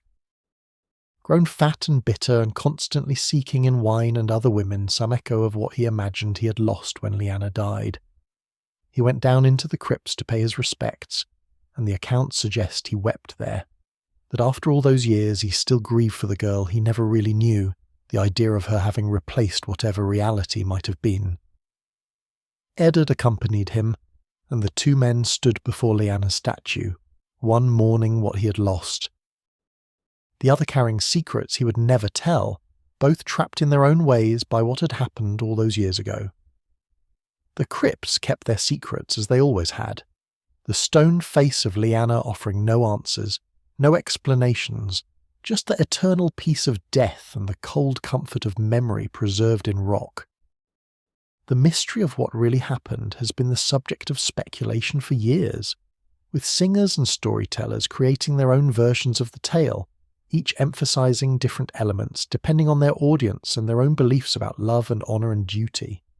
Some versions paint Rhaegar as a villain, a monster who stole an innocent girl and kept her prisoner until she died.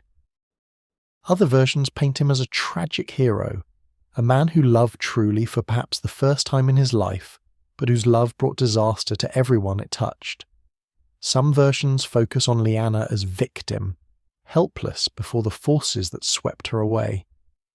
Others portray her as an agent of her own fate, a woman who made choices and paid the price for them. The truth, whatever it was, lies buried with her in the crypts, locked in the stone and silence of the deep places beneath Winterfell. What we can say with certainty is that her death mattered, that it changed history, that the realm was fundamentally altered by whatever happened between a northern girl and a dragon prince, and that seems like enough reason to give her a place in the crypts, to carve her face in stone, to remember her among the long line of Starks who shaped the North and the world. The winter roses carved on her statue have become a symbol in their own right, referenced in songs and stories, representing doomed love or lost innocence or the bitter price of beauty, depending on who's telling the tale. Blue roses, the roses that grow in the glass gardens of Winterfell, that bloom even in the depths of winter when everything else has withered and died. They're hardy flowers, survivors, able to endure conditions that would kill softer southern blooms. And perhaps that's fitting for Lyanna, who was herself hardy and northern and able to survive in circumstances that would have broken someone else, until eventually circumstances became too much even for her strength. The roses on her statue never wilt, never fade, carved in stone like her face, like her hands. Like the memory of what she was and what she might have been if things had gone differently. They're a reminder that beauty can endure in the harshest conditions, but that even the hardiest flower can be cut down, that winter comes for everyone eventually, that the crypts wait with infinite patience for all the living to join the dead. Eddard's children, when they were young and still all together in Winterfell before the family was scattered by war and tragedy, would have passed their aunt's tomb on their visits to the crypts. They would have been told some version of her story, though probably not the full truth, not the complicated parts that involved questions about honour and choice, and what really happened in that tower in Dawn. They would have seen the statue, the young woman in repose, the roses on her breast, and perhaps they would have felt some connection to her, this aunt they never knew, who died before they were born but whose death shaped their father's life, and therefore shaped their own lives in ways they couldn't fully understand. Arya might have looked at Lyanna's statue and seen something of herself, that wild spirit, that refusal to accept limitations, that desire for something more than the conventional life laid out before her. Sansa might have focused on the romantic elements of the story, the prince and the roses and the doomed love, at least before the realities of life taught her that romance often leads to tragedy. Bran, who would develop his own complicated relationship with the crypts and with the past, might have felt something else entirely, some echo of the magic and mystery that seemed to cling to the Stark family, some sense that there was more to this story than anyone was saying. And Jon Snow, raised as Eddard's bastard, would have passed Lyanna's tomb never knowing, or at least not consciously knowing, what she truly was to him, what secret Eddard had kept all those years to protect him. What promise had been made beside a bed of blood in that distant tower? The crypts hold this secret as they hold so many others, the stone faces offering no commentary, no judgment, just the patient witness of the dead. Lyanna lies among her ancestors, among the kings of winter and the lords of Winterfell, not because she ruled, but because she mattered, because her brother loved her enough to bring her home, to give her a place of honour among the family dead, to ensure that she would be remembered as long as House Stark endured. And perhaps that's what the crypts are really about in the end, not just preserving the memory of rulers and warriors, but maintaining the connections of family, ensuring that those who are loved are not forgotten, that the bonds between the living and the dead remain unbroken across centuries and generations. The stone endures, the darkness waits. And in one alcove on an upper level, easily accessible, frequently visited, a young woman lies in eternal repose, her stone hands folded over winter roses that will never fade, her story forever incomplete, forever subject to interpretation, forever part of the great mystery of what happened and why, preserved in the patient stone of the crypts beneath Winterfell. The iron swords lie across stone laps, then serving purposes both practical and symbolic, mundane and mystical, purposes that shift depending on perspective and belief, and the particular needs of the moment. But the crypts are not just a repository for the dead, not simply a museum of stone faces and ancient iron. They have also served throughout the long history of Winterfell as a place of refuge for the living, a sanctuary where people could shelter from dangers that the castle's walls and towers could not fully protect against. There is something psychologically powerful about going underground when threat approaches, about surrounding yourself with stone and earth, about putting layers of solid matter between yourself and whatever danger stalks above. The crypts offered this kind of protection, a place where people could retreat when Winterfell itself was under siege or attack, when enemies breached the outer walls, when the situation above ground became untenable and survival required finding the deepest, most defensible space available. During times of war or invasion, when hostile armies approached from the south or wildling raiders came down from beyond the wall, the people of Winterfell would sometimes take shelter in the crypts, bringing supplies of food and water, blankets and torches, whatever they could carry down those stone steps to sustain themselves through days or weeks of hiding. The crypts were cold, but not unbearably so, warmed slightly by the hot springs that ran through Winterfell's foundations, and they were spacious enough to accommodate large numbers of people when necessary, the passages and chambers providing room for families to cluster together, for children to sleep while adults kept watch, for the rhythms of life to continue in a muted underground way, while chaos or violence played out in the world above. The presence of the dead in their alcoves created a strange atmosphere during these times of refuge. The living huddled among stone ancestors, drawing perhaps some comfort from the sense that they were surrounded by family, that even in crisis they were not alone but accompanied by generations of Starks who had faced their own dangers and survived them. The strategic value of the crypts as refuge was enhanced by their layout and accessibility. The main entrance was easily defended, a single stairway descending from the castle proper that could be blocked or guarded by a few determined fighters, preventing enemies from following refugees into the depths. There were supposedly other entrances as well, secret ways in or out that only the Lords of Winterfell knew about, escape routes that could be used if the main entrance was compromised or if evacuation became necessary. These secret passages, if they existed, were never documented in any text available to maesters or historians, but the stories persisted, whispered knowledge passed from one Lord of Winterfell to the next, emergency contingencies that might never be needed but that provided reassurance, the knowledge that even in the worst circumstances there were options, there were ways out. The crypts were not a trap but a strategic asset with multiple uses. The practicalities of sheltering in the crypts were challenging in ways that don't immediately occur to someone thinking about them abstractly. The darkness was absolute without torches, and maintaining light required a constant supply of fuel, oil or candles or wood, resources that could run low during extended stays. The air quality could become problematic with large numbers of people breathing in confined spaces. Though the passages were extensive enough and the connections to the surface numerous enough that suffocation was probably not a realistic danger, except in the most extreme overcrowding, the cold, while not deadly, was uncomfortable, particularly for children or the elderly, requiring warm clothing and blankets and the body heat of clustering together. And the psychological challenge of spending days or weeks underground, surrounded by dead ancestors and cut off from the sun and the normal rhythms of day and night, was considerable, creating a kind of temporal and spatial disorientation that could be disorienting or disturbing even for those who normally felt comfortable in the crypts.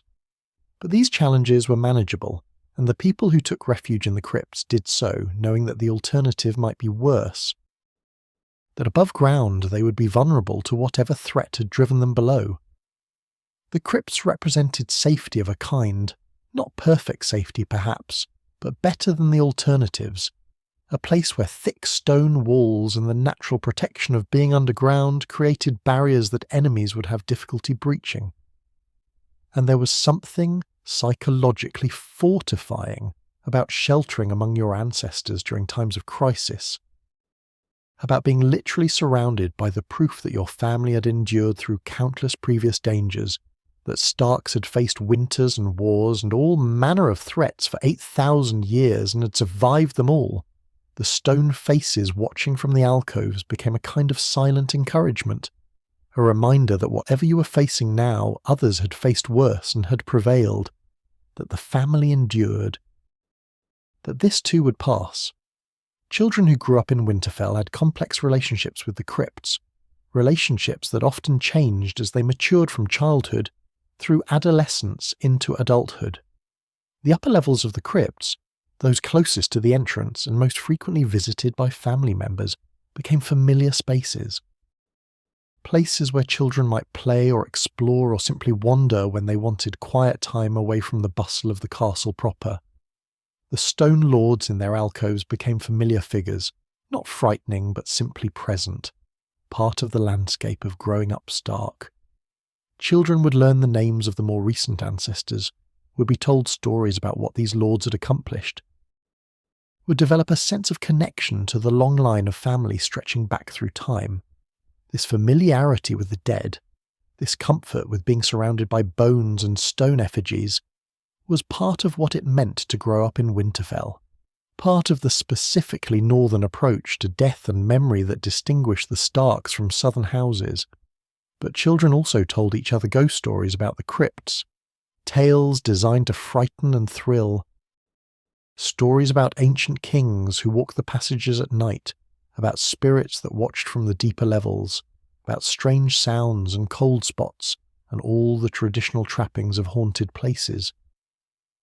These stories were not entirely dismissed by adults, or at least not by all adults.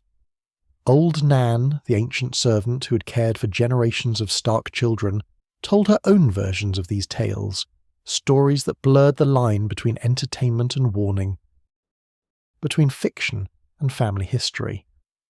She spoke of the kings of winter sleeping in their tombs, not dead exactly, but waiting, ready to rise if the North faced its darkest hour, if the living Starks called for help from their ancestors.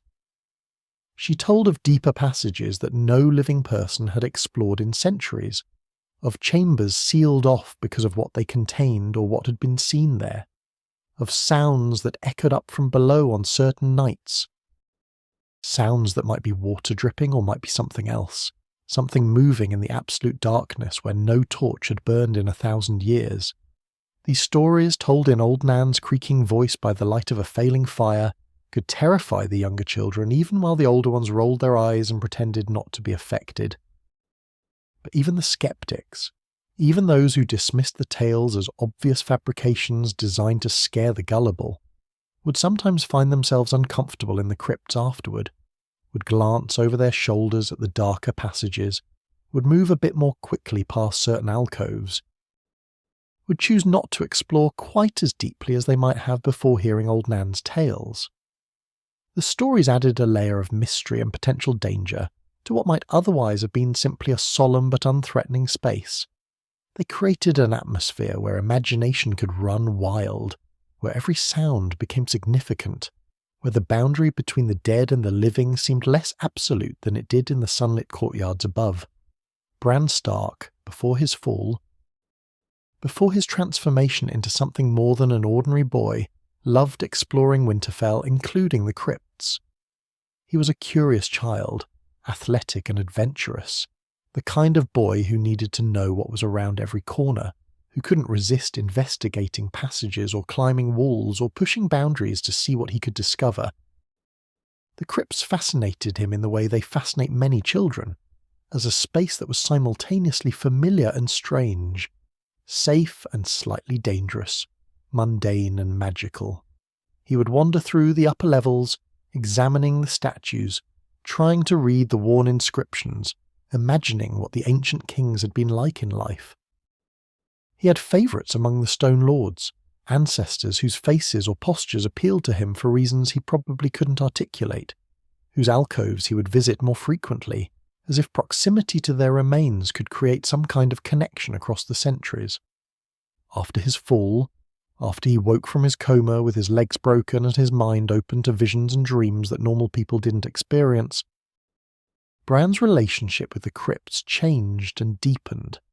He began having dreams of the crypts, dreams that felt more like memories or visions than normal dreams, dreams where he would find himself descending deeper than he had ever gone in waking life, following passages that seemed to call to him, drawn towards something in the absolute darkness that existed beyond where torches were ever placed. In these dreams, the Stone Lords would sometimes speak.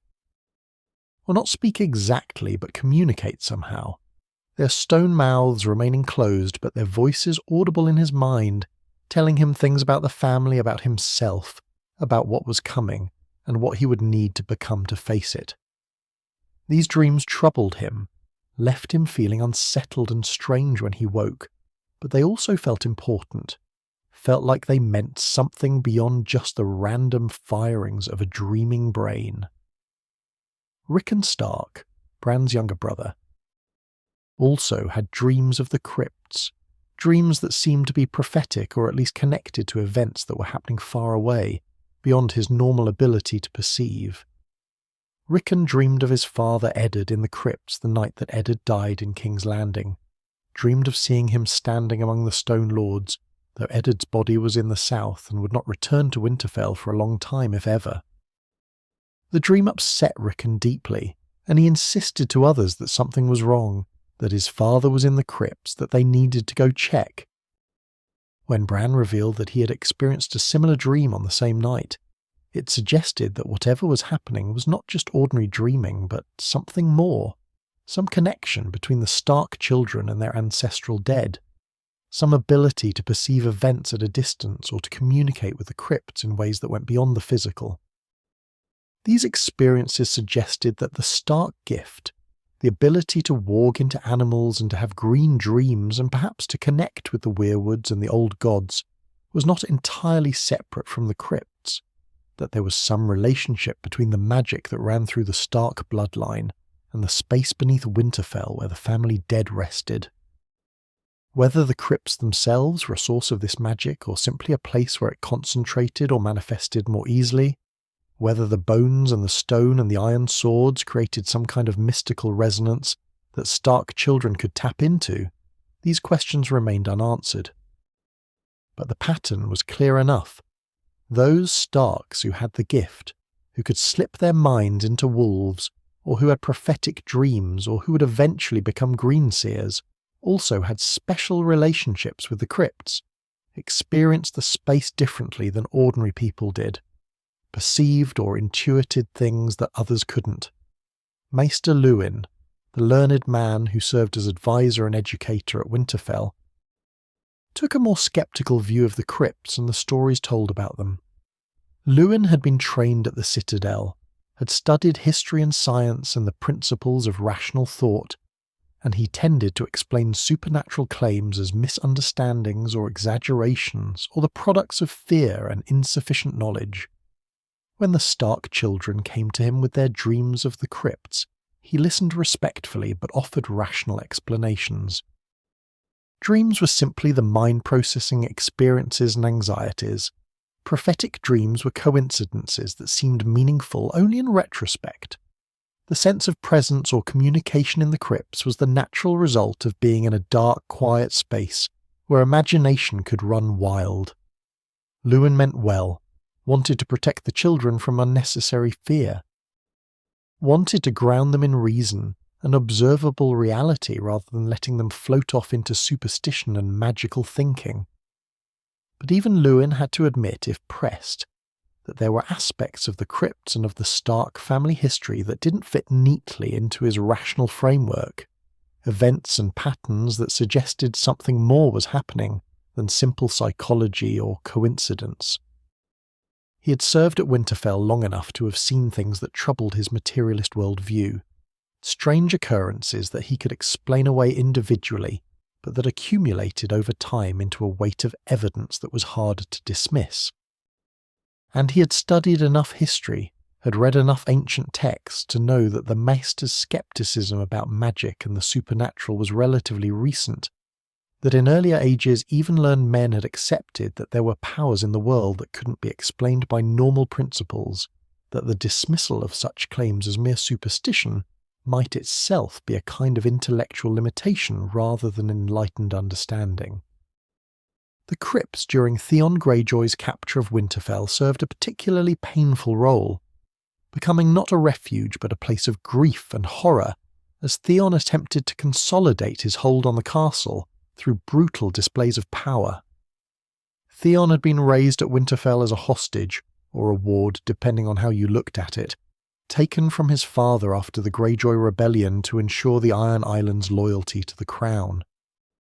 He had grown up alongside the Stark children, had been treated reasonably well by Eddard and Catelyn if never quite accepted as true family, and when he returned to the Iron Islands he found himself caught between two identities, two loyalties, two versions of who he was supposed to be.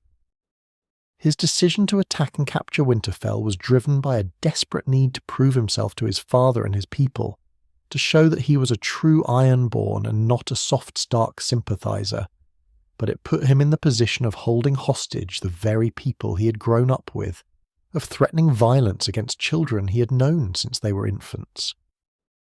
When Bran and Rickon escaped from Winterfell during Theon's occupation, when they fled into the Wolfswood and Theon could not find them despite searching, Theon made a terrible decision that would haunt him for the rest of his life. He killed two miller's boys who were roughly the right ages, burned their bodies to make identification difficult, and displayed them as if they were the Stark boys, claiming that Bran and Rickon had been caught and executed for their escape attempt. The deception was meant to consolidate his authority, to show that he was willing to kill even children if his commands were disobeyed, to break the spirit of the Winterfell garrison and make them accept that the Starks were gone and the Greyjoys now ruled the north. But the lie created its own horror, particularly for those who believed it, who thought they were looking at the charred remains of children they had known and cared for. The real Bran and Rickon, along with Hodor and the wildling woman Osha and the direwolves, had actually hidden in the crypts during much of Theon's search for them, staying in the darkness below while Theon's men hunted through the castle and the surrounding lands. The crypts served their ancient purpose as refuge, keeping the vulnerable safe while danger walked above, though the irony was bitter, hiding among the dead to avoid being killed, sheltering with stone ancestors while the castle those ancestors had built was held by an enemy who had once been almost family. The children stayed quiet in the darkness, ate what supplies Osha had managed to bring, waited for the right moment to escape. It must have been terrifying for Rickon, still very young, spending days in the absolute darkness of the deeper passages where they dared not light torches that might be seen, surrounded by the stone faces of ancestors he barely knew, aware that above them people were searching with the intent to kill if they were found. The crypts protected them, held them safe, allowed them eventually to escape Winterfell and begin their separate journeys, Bran north beyond the wall to his destiny as the three-eyed raven, Rickon to a more tragic fate. The time they spent hiding in the crypts must have created its own psychological scars, its own complicated feelings about the space that was supposed to be a place of family honour, but that became instead a hiding place, a refuge of desperation rather than of comfort. When you shelter somewhere out of fear, when you associate a place with the terror of being hunted, it changes that place in your memory, makes it harder to ever feel quite the same way about it again, even if you understand rationally that the space itself was not the danger, that the crypts saved you rather than threatened you.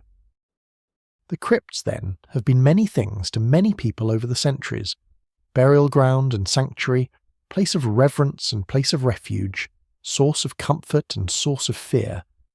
They have held the dead through 8,000 years of northern history, but they have also sheltered the living through countless crises, have provided a space underground where survival was possible when survival above ground was not. The relationship between the living Starks and their crypts is not simple, not unidirectional, not purely about honouring the past or maintaining tradition. It's a living relationship, if that phrase makes sense when applied to a place full of the dead, a dynamic connection where each generation uses the crypts according to their needs, finds in those stone passages whatever they require, whether that's connection to ancestors or shelter from enemies, or simply a quiet place to think away from the demands of the world above. The stone endures, the passages remain, and the crypts continue to serve, adapting to circumstances while maintaining their essential nature, holding the past while accommodating the present, waiting patiently for whatever future needs will arise, ready to be whatever the living require them to be while never forgetting their primary purpose as the resting place of the kings of winter and the lords of Winterfell.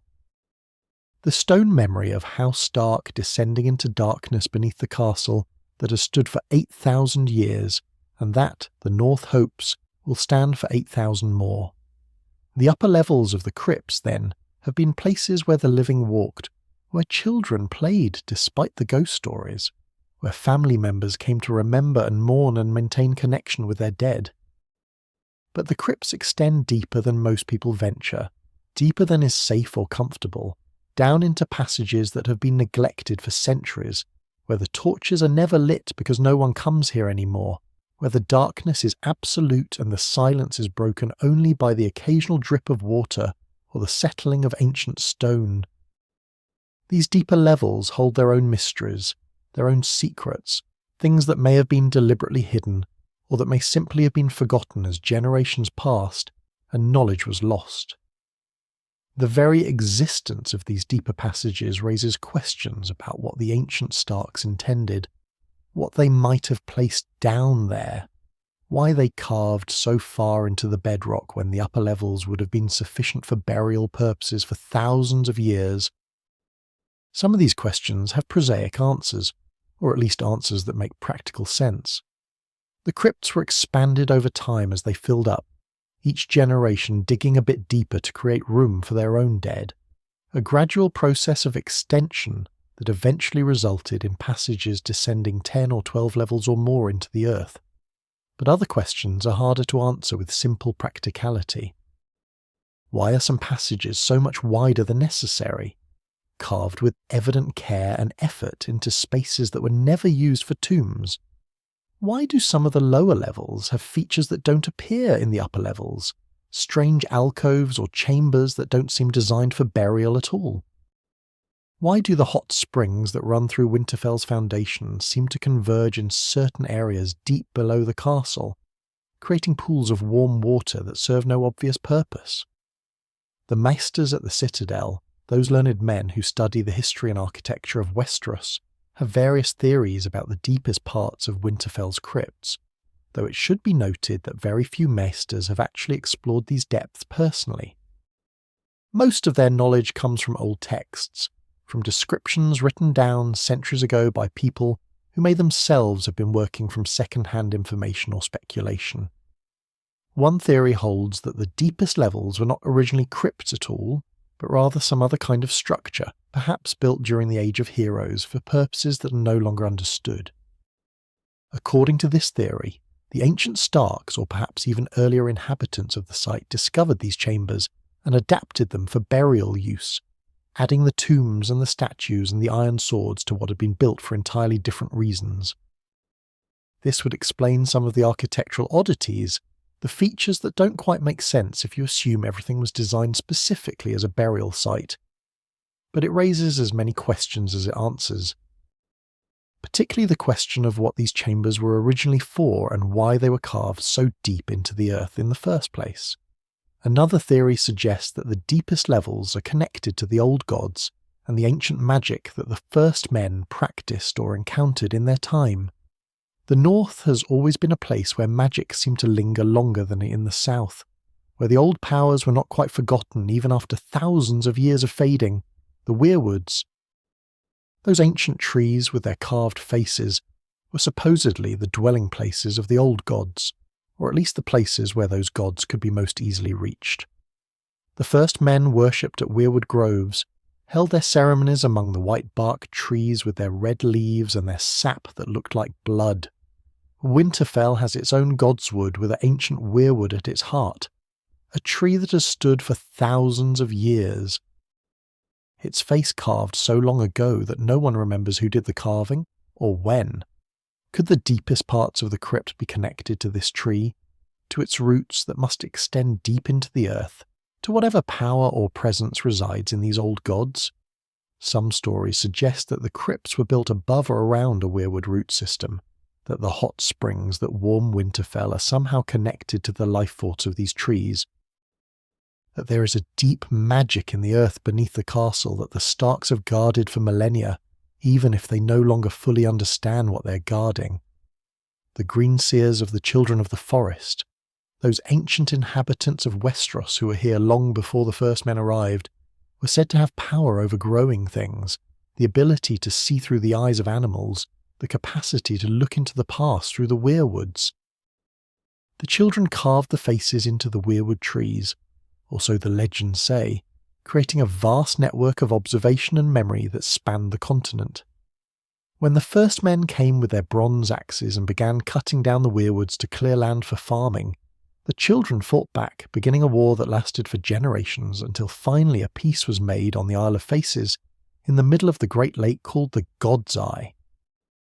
The first men agreed to stop cutting down the weirwoods, to respect the children's sacred trees, and in return the children agreed to let the first men settle and farm and build. The pact, as it came to be known, held for thousands of years, and the first men gradually adopted the children's religion, began worshipping the old gods themselves, began to see the weirwoods as sacred. Could it be that Winterfell itself was built on a site that was sacred to the children? A place where their magic was particularly strong, and that the deepest parts of the crypt connect somehow to that ancient power?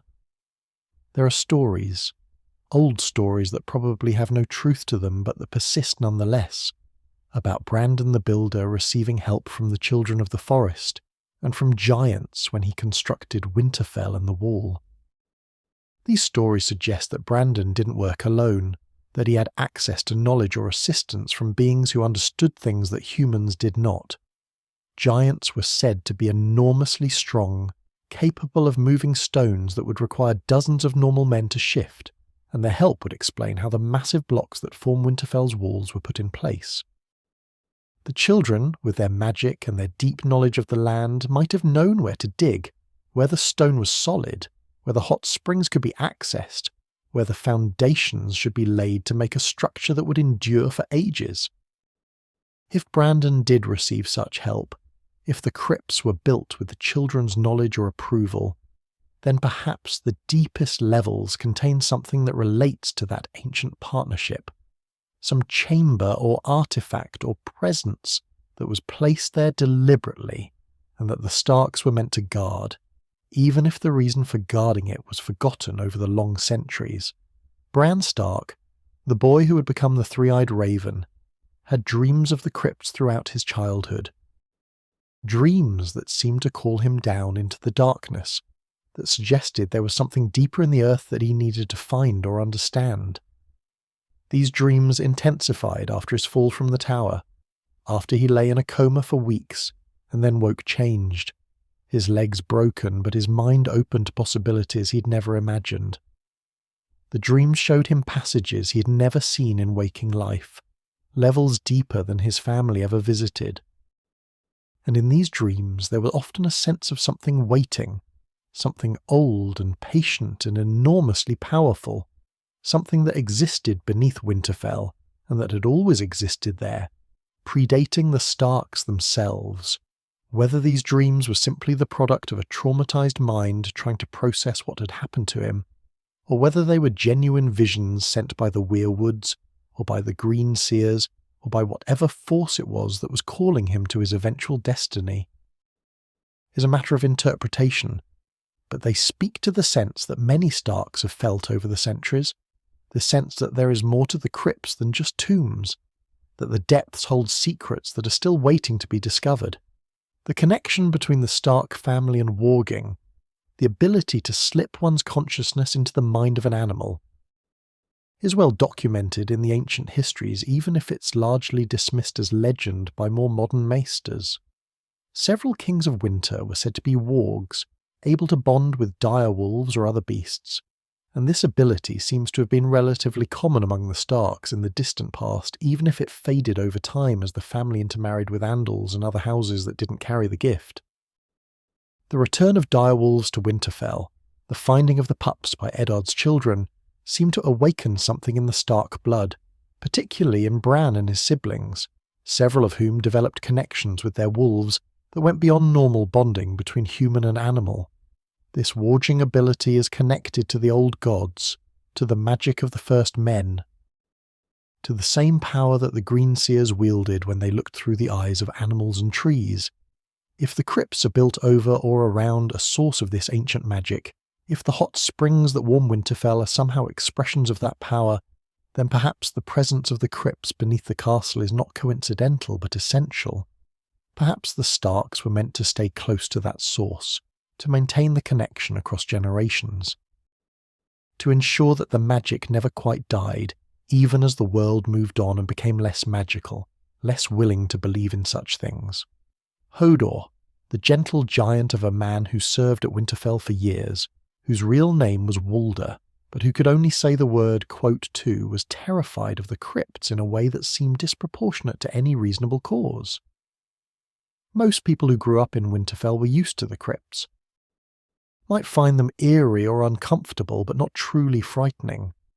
But Hodor would refuse to enter them, would become agitated and distressed if anyone tried to force or cajole him into descending those steps, would only repeat his single word with increasing desperation, as if the crypts represented some threat that he could perceive but not articulate. The reason for this fear wouldn't become clear until much later, until Bran's journey beyond the wall, until the revelation of what had happened to Wireless, as Hodor was called in his youth, and how that event had broken something in him, had reduced his mind to simplicity, but had also given him a kind of backward knowledge, a memory of something that hadn't happened yet but that would eventually happen, involving Bran and the crypts and the terrible command to hold the door. This paradox, this loop of cause and effect that stretched across time, suggests that the crypts are not just a place where time accumulates in layers of stone and bone, but a place where time itself might be strange, where past and future might be less fixed than we normally assume, where the magic that built Winterfell might have created distortions or connections that affect not just space, but the flow of moments, the sequence of events, the very nature of causation itself. The collapsed sections of the deeper crypts might contain tombs that have been inaccessible for thousands of years, kings of winter whose names have been completely forgotten, because no one has been able to reach their statues to read the inscriptions since the passages fell in during some ancient earthquake, or from simple structural failure to too many centuries of bearing weight. What stories might those forgotten kings tell if we could reach them? What secrets might be carved on those stones? What knowledge might have been deliberately preserved in those depths because someone wanted it hidden, but not destroyed, wanted it to survive into an unknown future when perhaps circumstances would be different and the information could be safely revealed? The Starks have always been keepers of secrets. That much is clear from their history. Eddard Stark kept his sister's secret for his entire life, never revealing what he knew about Jon Snow's parentage, carrying that knowledge to his grave even when revealing it might have changed the outcomes, might have altered the course of events. If the Starks of the present were so good at keeping secrets, so willing to bear the burden of hidden knowledge, how much more might the Starks of the ancient past have hidden, in a time when magic was real and powerful, when the threats facing the world were perhaps not just political but existential, requiring precautions that modern people can barely imagine.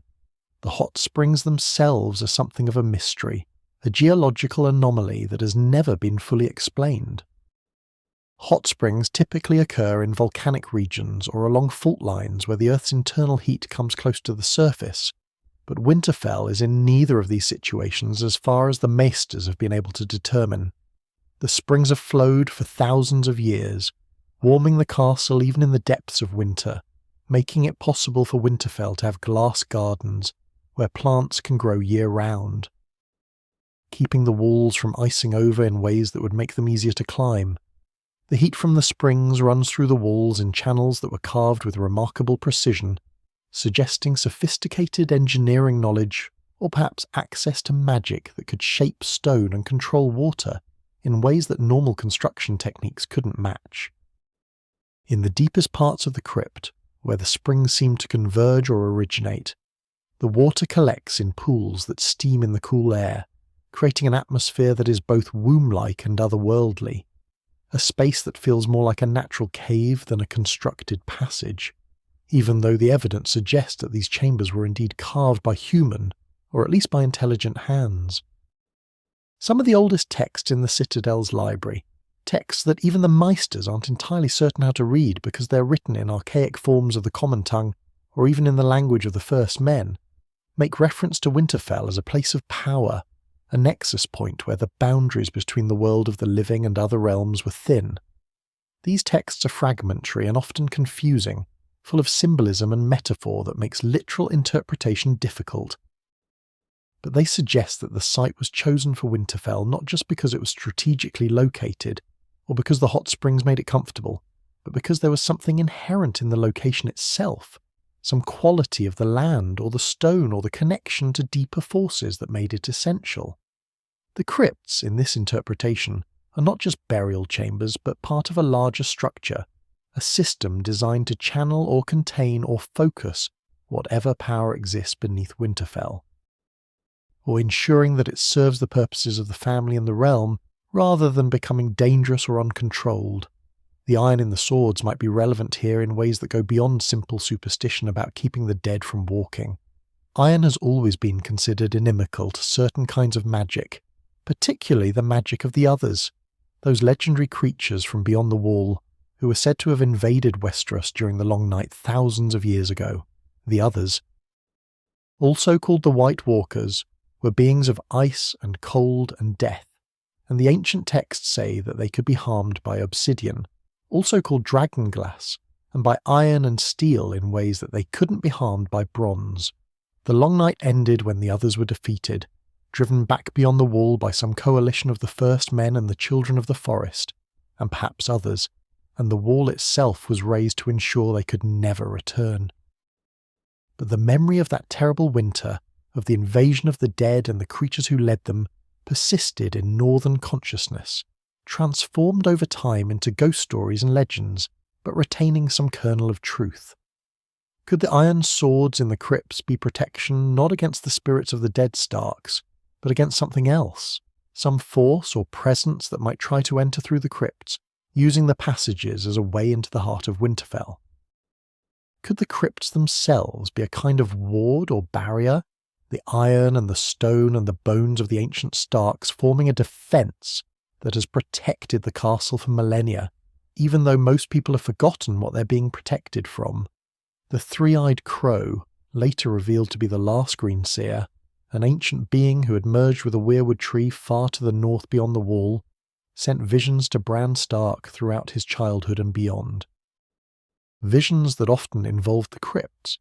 In these visions, Bran would be called downward, deeper into the earth, following a voice or a presence that seemed to exist in the stone itself or in the darkness between the stones. The three-eyed crow was training Bran, preparing him for his eventual role as the new three-eyed raven, the keeper of memory, the one who could see all of history through the weirwoods. And the crypts seemed to be important to this training in ways that were never fully explained. Perhaps it was simply that the crypts represented Bran's connection to his family, to the long line of Stark stretching back into legend, and understanding that connection was necessary for him to understand himself and his place in the larger patterns of history. Or perhaps there was something more specific in the crypts, something the three-eyed crow wanted Bran to find or learn or experience, some knowledge that could only be accessed by descending into those depths and opening himself to whatever waited there in the darkness. The sense you get contemplating the mysteries of the deeper crypts is of layers upon layers of meaning and purpose, of structures built for reasons that have been forgotten but that continue to operate according to their original design, of magic that has faded but not disappeared, of knowledge that was deliberately hidden but that leaves traces, clues, hints for those who know how to look. The crypts are not just tombs. They're a library written in stone and bone and iron, a text that can be read if you have the right knowledge, if you're willing to descend into the darkness, if you're open to possibilities that the rational modern world prefers to dismiss as superstition. The Starks have guarded these depths for 8,000 years, not always knowing what they were guarding, perhaps, but faithful to their role as keepers of Winterfell, protectors of the North. Maintainers of the ancient ways, winter is coming, their housewords proclaim, a warning and a promise and a statement of identity. And perhaps what's really being said is that winter never left, not entirely, that it remains always beneath Winterfell in those deep passages, in the cold stone and the warm springs and the iron swords, waiting patiently for the time when it will be needed again, when the ancient defences will prove their worth, when the mysteries that have been kept secret for millennia will finally be revealed as necessary, vital, the only thing standing between the realm and darkness. The deeper levels whisper to those who have the gift to hear them, call to those who carry the old blood, the blood of the first men that run strong in the Stark line despite thousands of years of mixing with other families. The whispers speak of duty and sacrifice, of promises made in the dawn of the world and kept through ages beyond counting, of power that comes with responsibility, of burdens that must be carried even when no one remembers why they're important. The stone remembers, the darkness preserves. And in the deepest parts of the crypts, where no living person has walked in centuries, where the torches have never been lit in the memory of any Stark now alive, the ancient kings keep their vigil. their iron swords across their laps, their stone faces staring into an absolute darkness that might contain anything, that might hide secrets, or dangers, or simply more stone, more passages leading ever downward into the bones of the earth. The crypts are patient. They have time, all the time in the world, and they will keep their secrets until the moment comes when those secrets must be revealed, when the past must rise to meet the present, when what was hidden must be brought to light so that what was built to endure can fulfill its purpose and protect the living as it was always meant to do. The deeper mysteries of the crypts, then, remain largely unexplored, questions that may never be fully answered about what lies in the collapsed passages or the flooded chambers, about what magic or power might exist in the foundations beneath Winterfell, about what the ancient Starks knew or intended when they carved so far into the earth. But alongside these ancient mysteries, the crypts also hold more recent grief, more immediate loss, the pain of the current generation rather than the distant tragedies of legend. The tombs of the most recent dead are always the hardest to contemplate, the ones that feel most real, most personal, because we knew these people, or at least lived in the world they shaped. Because their deaths are not yet smoothed by time into history, not yet transformed into story, not yet distant enough to be born with the philosophical detachment that we can bring to losses that happened centuries ago. The crypts, in the time after Robert's Rebellion, after the War of the Five Kings, after all the violence and chaos that tore through Westeros in recent years, hold new dead, Starks whose lives ended in ways that were tragic and untimely, whose bones rest in alcoves that still feel too new, too raw, whose absence is still felt as absence rather than as the natural progression of generations. Eddard Stark, who had been Lord of Winterfell and Warden of the North, who had helped Robert Baratheon win the Iron Throne, and who had briefly served as Hand of the King before his execution, was eventually laid to rest in the Crypts of Winterfell, though the journey of his remains back to the north was long and complicated and marked by all the disruptions of war. Eddard died in the year 298 after Aegon's conquest, beheaded on the steps of the Great Sept of Baelor in King's Landing, executed for treason by the boy King Joffrey Baratheon in a moment of cruelty and stupidity that would help trigger the War of the Five Kings. His death was intended to be public humiliation, a demonstration of royal power, a warning to others who might oppose the crown. His head was placed on a spike above the Red Keep's walls, his body given no honour, no dignity, treated as the corpse of a traitor rather than as the remains of a man who had served the realm faithfully for decades. But the North remembers, as the saying goes, and eventually Eddard's bones were recovered and sent back to Winterfell to be interred in the crypts beside his ancestors.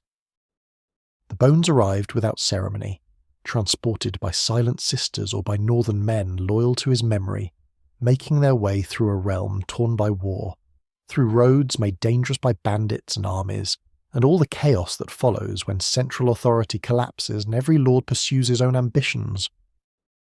The arrival of those bones at Winterfell must have been a moment of profound grief for those who had known and loved Eddard, a final confirmation of what they already knew, but perhaps had not fully accepted, that Lord Eddard was truly gone, that his quiet strength and his sense of honour would not return, that Winterfell would have to continue without him. The bones were placed in an alcove, a statue was commissioned showing Eddard in his prime, stern-faced and dignified in the northern way, and an iron sword was laid across his stone lap according to tradition, binding him to his ancestors in death as he had been bound to them in life through blood and duty and love of the North.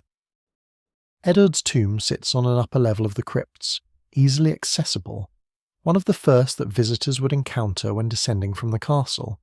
His statue captures something of the man he was, or at least attempts to, showing the long stark face, the grey eyes that seem to see through pretense to truth, the bearing of a man who carried responsibility without complaint, but who was never entirely comfortable with power.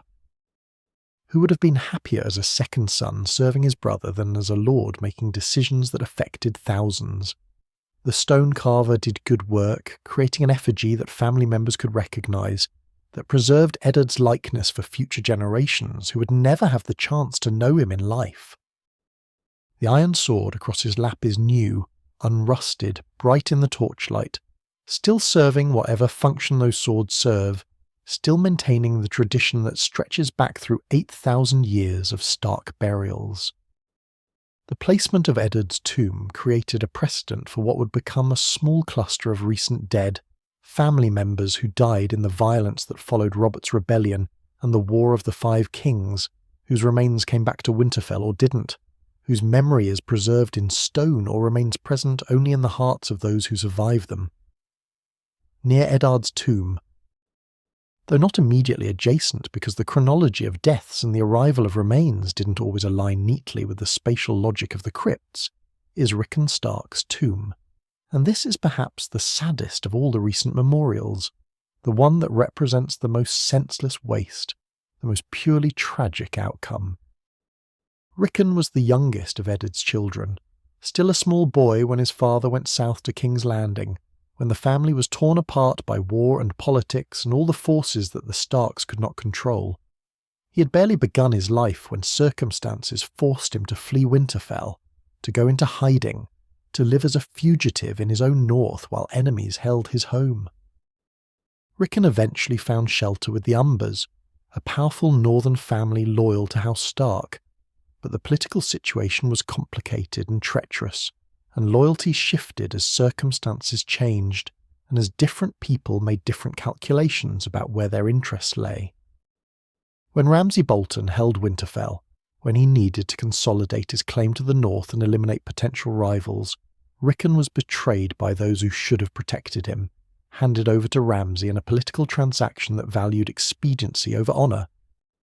Ramsay, whose cruelty was legendary even in a time when cruelty was common, used Rickon in a display designed to break Jon Snow's spirit before the Battle of the Bastards, releasing the boy and telling him to run, giving him false hope of escape while actually preparing to hunt him down with arrows, turning survival into a game, making entertainment out of murder. Rickon ran, as any boy would run when told that running might save him. Ran across the field between two armies while arrows fell around him, ran until one finally found its mark and he fell, died there in the mud and grass, died within sight of his brother Jon who had been trying to save him, died as part of Ramsay's psychological warfare, as a tool used to create rage and desperation that might lead Jon to make tactical mistakes. Rickon's body was recovered after the battle, after Jon and his forces defeated Ramsay's army and reclaimed Winterfell, and the boy was buried in the crypts with all the honour that should have been given to him in life, but that had been denied by circumstance and by the evil of men like Ramsay Bolton. His tomb sits among his family, his statue showing a boy rather than a man, capturing the youth and potential that were stolen from him, representing not what he accomplished because he had no chance to accomplish anything, but what he might have been if the world had been kinder, if the political chaos had not reached into the north, if he had been allowed to grow up safe in Winterfell as children should be allowed to grow up. There is no iron sword across Rickon's lap, or if there is one, it's small, child-sized, a sword that represents future potential rather than past deeds, a marker of what might have been rather than what was. The grief that surrounds Rickon's death is compounded by its senselessness, by the fact that he died for no good reason, that his death served no purpose except to satisfy one man's cruelty, that all the protection the North was supposed to offer its children, all the strength and loyalty and honour that House Stark represented, could not save this one boy from a terrible fate. Catelyn Stark, who had been Eddard's wife and the mother of his children by marriage, if not by birth in Jon Snow's case, is not buried in the crypts, and this absence speaks to the complicated nature of marriage and identity and belonging in Westerosi culture. Catelyn was born a Tully of Riverrun, married into House Stark as part of a political alliance, spent most of her adult life at Winterfell raising her children and supporting her husband. But she never quite became a Stark in the way that would warrant burial in the family crypts. The tradition, as we've discussed, was that only Lords of Winterfell and occasionally other family members who had particular significance received tombs in the crypts. Wives were generally not included, perhaps because their primary identity remained tied to their birth houses, Perhaps because the crypts were meant to preserve the Stark bloodline specifically, and wives by definition came from outside that bloodline. Bringing fresh blood but not being of the line themselves, Catelyn's death was strange and terrible in ways that made the question of her burial almost moot. She died at the Red Wedding, murdered along with her son Robb and many northern lords and soldiers in a betrayal that violated every principle of hospitality and honour that Westerosi culture was supposed to hold sacred.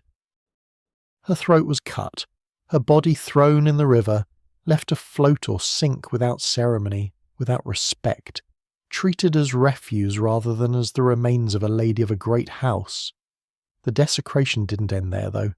In the chaos and dark magic that surrounded those terrible days, Catelyn's body was recovered from the river by the Brotherhood Without Banners, and she was brought back to a kind of life by Thoros of Myr, a red priest whose magic could sometimes revive the recently dead.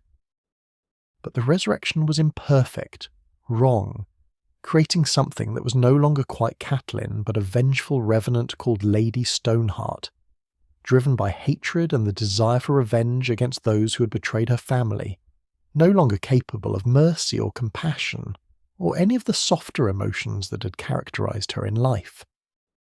Lady Stoneheart became a figure of terror in the Riverlands, hunting down and executing anyone associated with the Freys or the Lannisters, anyone who had been at the Red Wedding, or who had supported those who carried it out, dispensing a kind of justice that was really just murder sanctified by grief.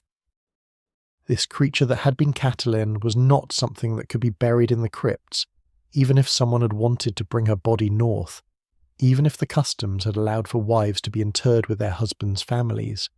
She was something else now, something outside the normal categories of living and dead. And when she finally ended, when her vengeful purpose was exhausted, or when she was destroyed by those who opposed her, whatever remained would not have been suitable for the honourable burial that Catelyn Stark née Tully might have deserved.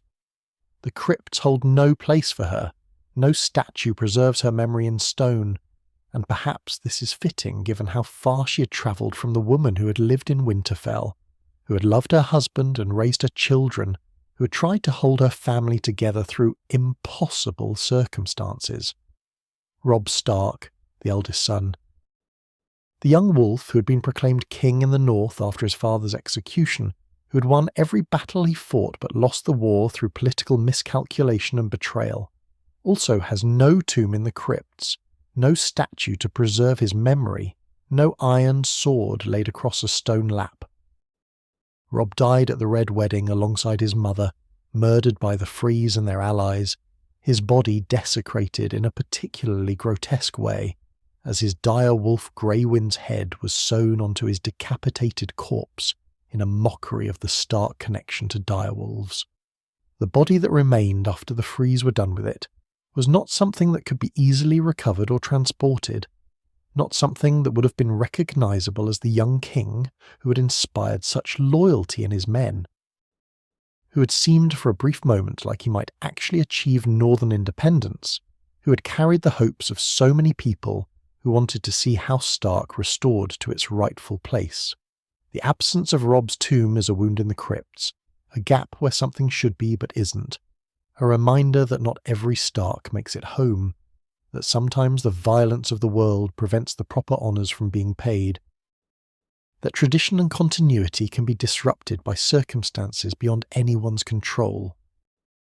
There is no alcove waiting for Robb, no statue being carved, or if there is, it's a memorial without remains, a cenotaph that marks his existence and his death without actually containing his bones.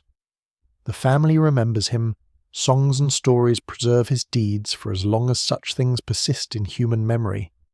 But the stone record of the crypts, that physical manifestation of Stark history that has been maintained for 8,000 years, has a gap where Robb Stark should be.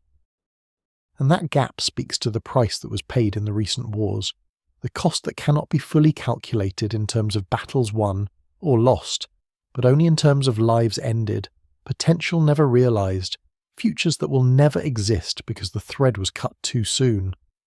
The scattered nature of the Stark family after these tragedies meant that the crypts, which had always been a place of gathering, a physical location where family members could come to connect with their ancestors and with each other, became instead a reminder of absence, of all those who should have been there but were not. Sansa survived but was trapped in King's Landing, married to enemies, unable to return home. Arya disappeared, presumed dead by most who knew her, actually wandering through a journey that would take her across the narrow sea and transform her in ways that no one could have anticipated.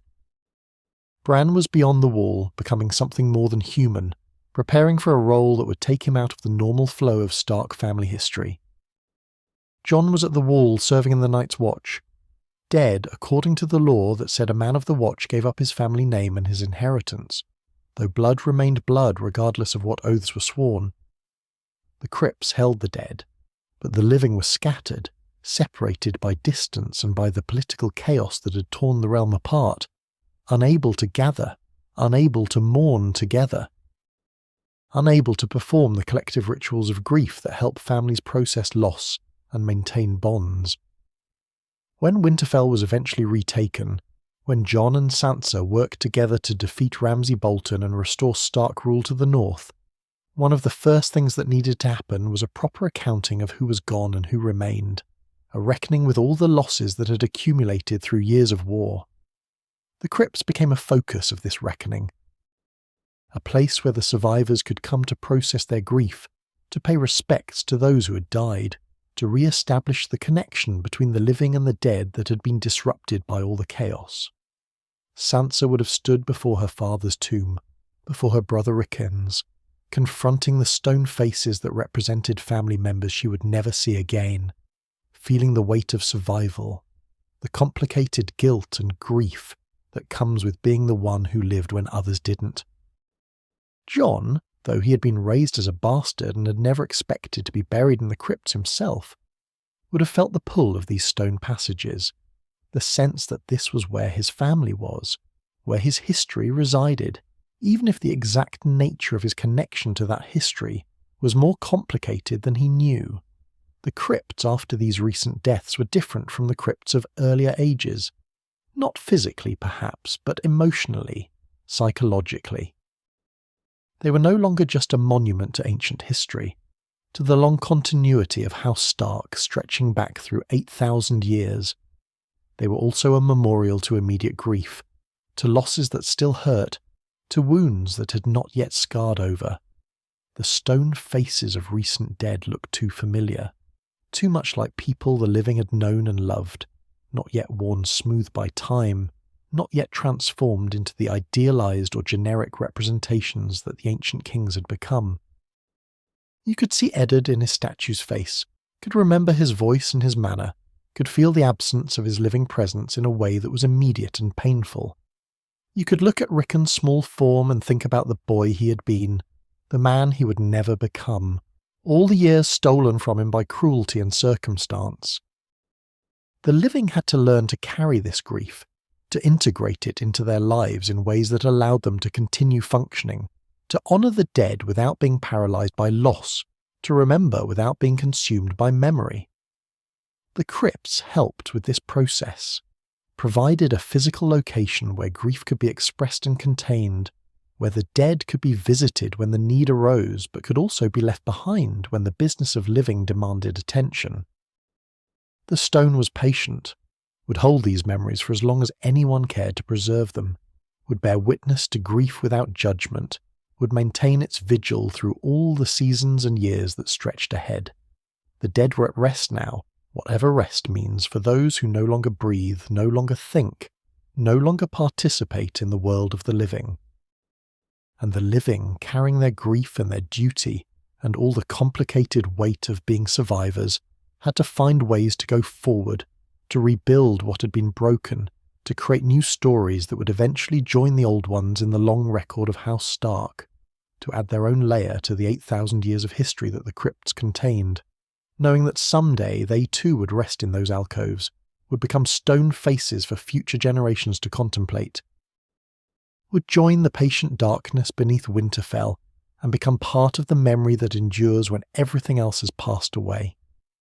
The crypts had served as sanctuary many times over the long centuries, a place where the living could shelter from storms or enemies or simply from the cold of winter, protected by the stone walls and the warm springs and the presence of their ancestors. But in the year 306 after Aegon's conquest, during a night when the dead walked across all of Westeros, when the army of the Night King marched on Winterfell bringing with it the longest winter, the crypts became something else entirely, something that no one had anticipated despite all the warnings, all the preparations, all the ancient knowledge that should have made the danger obvious.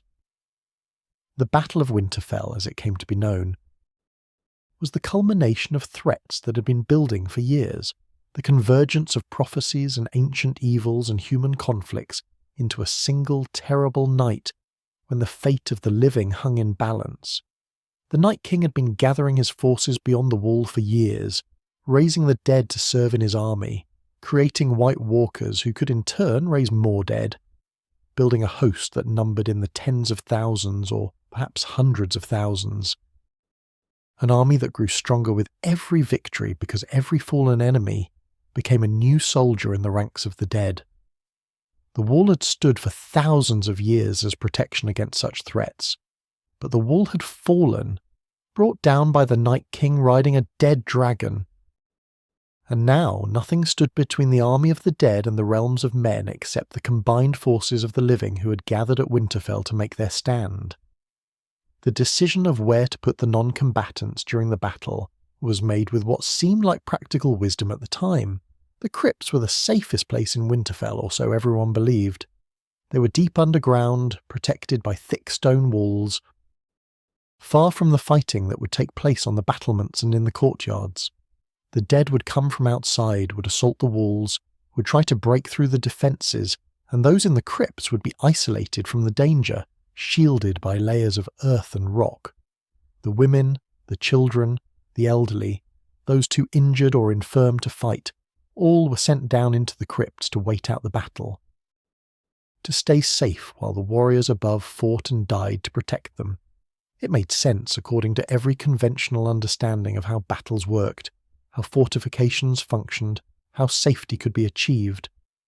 But it failed to account for the fundamental nature of the enemy they faced, the particular horror of an enemy who could raise the dead, who could turn corpses into weapons, who could reach through death itself to claim new soldiers for his army. The Crypts of Winterfell held 8,000 years of Stark dead, hundreds of lords and kings and family members, all laid to rest in stone alcoves, many with their bones still intact despite the centuries, preserved by the cool dry air and the stability of the stone. These were not fresh corpses, not bodies that had died recently and been buried in earth where decay could work its natural processes. These were ancient remains, some of them nothing but dust, others still partially preserved, bones held together by dried tendons and the remnants of whatever grave clothes they had been buried in. The iron swords were supposed to keep them in their tombs, supposed to prevent the dead from walking, that's what the legend said, what old Nan had told the Stark children in her stories. But iron, it turned out, could not stand against the magic of the Night King, could not prevent him from reaching through death and time and stone to claim these ancient Starks for his army, to raise them from their rest and turn them against the living who sheltered in the same passages. The battle above was already desperate when the dead began to stir in the crypts. The army of the Night King had crashed against Winterfell's defences like a wave of darkness, thousands upon thousands of wights clawing and climbing and dying and rising again, an endless tide that seemed impossible to stop. Dragons fought in the sky. Fire rained down on the dead. The living soldiers of the various armies fought with everything they had, but it was not enough, would never be enough. The dead were too many, and they felt no fear, no pain, no exhaustion. They simply kept coming wave after wave. In the crypts far below, those who had sought shelter could hear the sounds of battle filtering down through the stone, muffled and distant but still present, still terrifying, a constant reminder that above them people were dying, that the battle might be lost. that even here in the supposed safety of the deep earth they might not survive the night. The first indication that something was wrong in the crypts came not with dramatic violence, but with small sounds, scraping and movement in the darkness beyond where the torches provided light. The crypts extended far beyond the areas where people were gathered, descending into levels that had been sealed off or that were considered too dangerous to enter. And from these deeper passages came sounds that should not have been there, that suggested movement where no movement should be possible. Some of those in the crypts assumed it was just the stress of the situation, imagination fueled by fear, the natural tendency to interpret ambiguous sounds as threats when you're already frightened. Others knew immediately what it meant, understood that the dead were rising, that the Night King's power extended even here, even to these ancient bones that should have been beyond his reach, protected by tradition and iron and the sanctity of the tomb. The stone effigies that had sat unchanged for centuries began to crack and shift as the bodies beneath them or behind them stirred with unnatural life. The iron swords, rusted and ancient, fell from stone laps or were pushed aside by hands that had not moved in hundreds or thousands of years.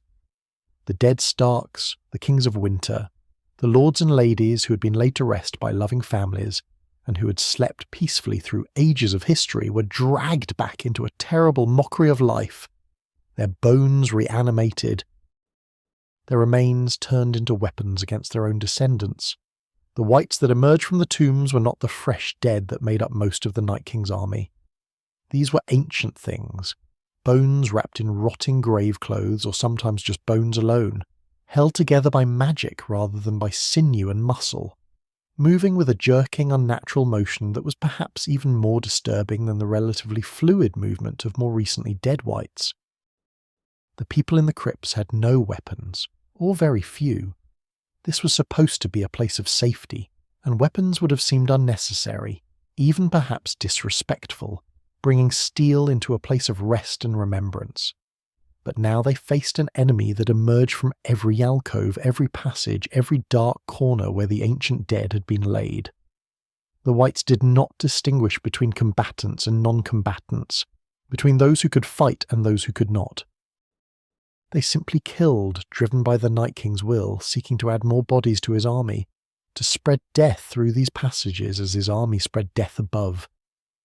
The confined space of the crypts, which had seemed like protection, now became a trap. There was limited room to maneuver, few places to run, darkness that concealed the approaching dead until they were nearly upon you. Some people tried to fight with whatever they could find, with pieces of stone broken from damaged statues, with wooden benches that could be used as clubs, with bare hands when nothing else was available. Others ran deeper into the crypts, fleeing into passages they had been told were unstable or flooded, choosing the uncertain danger of collapse or drowning over the certain danger of the whites. Still others simply froze, unable to process what was happening, unable to reconcile the supposed safety of the crypts with the reality of ancient dead ancestors, clawing their way out of tombs that had held them secure for millennia. The sounds in the crypt changed from the muffled, distant noise of the battle above to immediate screaming, to the scraping of bone on stone, to the wet sounds of tearing and the terrible silence that followed when someone's screams were cut short. Sansa Stark and Tyrion Lannister, who had taken shelter in the crypts along with everyone else, found themselves facing the risen dead of Sansa's own family. The ancestors she had been raised to honour and respect now transformed into monsters that wanted to kill her. There's a particular horror in that, a violation that goes beyond simple physical danger. To see the stone face of a grandfather or great-grandfather or some more distant relation crack and fall away as the corpse behind it lurches forward with empty eye sockets and grasping skeletal hands. To know that the magic animating these bones cares nothing for family, for honour, for the love and respect that prompted their burial in this place, that it simply uses what's available, turns whatever materials it finds into weapons, cares only for death and the spreading of death, for the victory of winter over summer, of stillness over life. the battle in the crypts was chaotic and desperate in ways that were different from the organised, if overwhelming, battle above. Above ground, there were formations, strategies, commanders directing troops, a sense of structure even in the midst of horror. In the crypts, it was purely survival, individuals or small groups fighting or fleeing with no coordination, no plan, no possibility of victory, only the hope of lasting long enough for the battle above to be resolved one way or another. The darkness worked against the living, as darkness always works against those who need light to see, while the dead have no such limitation. The torches that had been placed at intervals through the crypts provided circles of illumination, but between these circles were shadows where anything might be lurking, where the scraping approach of skeletal feet might be hidden until the white was close enough to strike. Some of the crypt's architecture, designed to honour the dead and to create an atmosphere of reverence and solemnity, now became obstacles or hazards. The alcoves that held the tombs created blind corners where whites could wait in ambush. The statues, massive blocks of carved stone, were immovable barriers that channeled people into certain paths, made it impossible to move freely through the space. The iron swords, scattered now from their original positions, became tripping hazards in the darkness, pieces of rusted metal that could turn an ankle or send someone sprawling at exactly the wrong moment. The stone dust that covered everything, undisturbed for years in some areas, was kicked up by the movement and the fighting, creating a choking fog that made breathing difficult, that stung the eyes, that further obscured vision in spaces that were already too dark. The whites that rose from the tombs varied in what remained of them.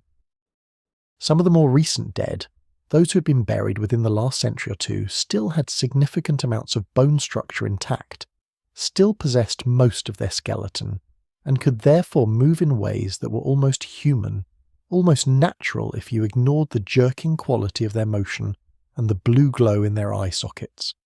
Others from deeper times were less complete.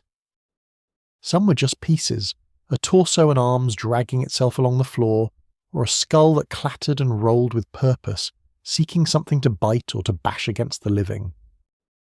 The oldest remains, those from the deepest accessible levels, were sometimes nothing but dust and fragments, but even dust could move when the Night King's magic touched it, could swirl and gather and create choking clouds that seemed to have malicious intent, that sought out mouths and noses, that tried to suffocate rather than to tear. The symbolism of what was happening would have been obvious to anyone who had time to think about it, which most people in the crypts did not. The past literally rising up to attack the present, the honoured dead becoming enemies of the living, the weight of history transformed from something to be respected and learned from into something that actively threatened existence. The Starks had kept these crypts for 8,000 years, had maintained the traditions, had honoured their dead, had believed that in doing so they were preserving something important, creating continuity, establishing a connection between past and present that would strengthen the family. But now that connection was being weaponized against them, turned into a vector for death, proving that even the most sacred traditions, even the most carefully maintained honours, could be corrupted when the enemy had the right kind of power. The battle in the crypts reached its crisis point at roughly the same time as the battle above, because both were driven by the same force. Both were expressions of the Night King's will and power. When Arya Stark drove her Valyrian steel dagger into the Night King, shattering him into ice shards in the Godswood above, the magic that animated his army failed instantly. Every wight that he had raised, whether it had been dead for hours or for thousands of years, collapsed at the same moment, the animating force simply gone, the bones falling into piles, the corpses dropping where they stood. In the crypts, this meant that people who had been fighting for their lives, who had been fleeing or hiding or making desperate last stands, suddenly found themselves facing nothing but piles of bones and scraps of ancient cloth. The threat simply ended as if it had never been, though the bodies of those who had died in the crypts remained, testament to the fact that the danger had been real, the horror genuine, the cost paid in blood and lives. The aftermath in the crypts was a scene of devastation and desecration. The tombs had been torn open, the statues damaged or destroyed, the iron swords scattered and in some cases broken. The dead who had been so carefully honoured, who had rested peacefully for so long, were now disturbed, their bones scattered, their rest violated in the most fundamental way possible. The living who had survived were traumatised not just by the immediate danger they had faced, but by the deeper wrongness of what had happened, the sense that something sacred had been broken, that the compact between the living and the dead had been violated. How do you restore honour to remains that have been used as weapons? How do you put back together tombs that have been torn apart from the inside? How do you feel safe in a place that was supposed to be the ultimate sanctuary, but that turned into a trap? The practical work of cleaning up the crypts and attempting to restore them would take weeks or months, work that would have to be done carefully and with reverence, trying to identify which bones belonged to which tomb, which scraps of grave clothes went with which ancestor, which iron sword had originally been placed with which lord. Some of the damage was irreparable. Statues that had stood for thousands of years were cracked or broken beyond repair. Alcoves that had held tombs were partially collapsed from the violence of the whites emerging. The sense of order and continuity that the crypts had represented was shattered, and while it could be partially restored through careful work, it would never be quite the same, would always carry the memory of that terrible night when the dead rose and the past became enemy. But there was also perhaps a kind of liberation in what had happened, a breaking of the weight that the crypts represented. For 8,000 years the living Starks had walked in the shadow of their ancestors, had felt the pressure of that long history, had been shaped and sometimes constrained by the expectations and traditions that the crypts embodied. The stone faces had watched, silent witnesses to everything that happened in Winterfell, reminders of duty and honour and the long continuity of the family. But now those faces were cracked or broken, those tombs violated, and while this was terrible in many ways, it also freed the living Starks from some of the weight of the past, allowed them to move forward without quite so much of the dead pressing down on them, judging them, expecting them to be worthy of the line. The Night King's ability to raise these ancient dead proved several things that had been matters of speculation before. It proved that the iron swords, whatever their original purpose, could not prevent the dead from rising when faced with sufficient magical power. It proved that the protections the ancient Starks had placed on their tombs, whatever those protections were, had limits, could be overcome by an enemy with the right capabilities. It proved that the dead were never as safely gone as the living wanted to believe, that death itself was not the absolute boundary it appeared to be, that with the right magic or the wrong magic, depending on your perspective, the barrier between life and death could be breached, the settled past could be unsettled. The finished story could be unfinished and rewritten in ways that no one had intended. The survivors of the battle in the crypts would carry the memory of it for the rest of their lives. The image of skeletal ancestors emerging from stone tombs, the sound of ancient bones scraping across stone floors, the terrible realization that even here, even in the heart of Winterfell, even surrounded by family and tradition and all the weight of history, they were not safe. Nothing was certain. Death could reach them in ways they had never imagined. Some of them would never be able to go down into the crypts again, would avoid even walking past the entrance, would arrange their lives so that they never had to confront the place where they faced death in the darkness. Others would return, would help with the restoration, would insist on honouring the dead properly even though those same dead had tried to kill them. Because the dead were not responsible for what the Night King had done to them, the ancient Starks had not chosen to rise. They had been violated just as much as the living had been, used as tools for a purpose they would have hated, and they deserved to be returned to rest with as much dignity as could be restored. The crypts after the battle were different, changed in fundamental ways that went beyond the physical damage. The sense of timeless permanence was gone. replaced by an awareness of fragility, of the fact that even stone and tradition and 8,000 years of continuity could be disrupted, could be broken, could be transformed into something else. The darkness seemed darker somehow, even after new torches were placed and the passages cleaned and the worst of the damage repaired. The silence seemed heavier, weighted with memory of screaming, with the echo of sounds that should never have been heard in this place of rest. The statues, even those that had not been damaged, seemed different. Their stone faces perhaps more grim, more knowing, as if they too had been changed by what happened, as if they too carried memory of that night when the boundary between their world and the world of the living was breached in the worst possible way. But the crypts endured, as they had endured for 8,000 years through fires and battles and the slow grinding of time. The stone that had been cracked could be repaired. The tombs that had been violated could be reconsecrated. The bones that had been scattered could be gathered and returned to their proper places, even if no one was entirely certain anymore which bones belonged where. Even if some of the identities had been lost in the chaos, the crypts would continue to serve their function, would continue to hold the dead of House Stark, would continue to connect past and present, would continue to remind the living of where they came from and what they carried. But they would do so with a new awareness, a recognition that the past is not always safe, not always simply a source of strength and continuity, that sometimes the past can be weaponized, can be turned against the present, can become dangerous in ways that honor and tradition cannot prevent.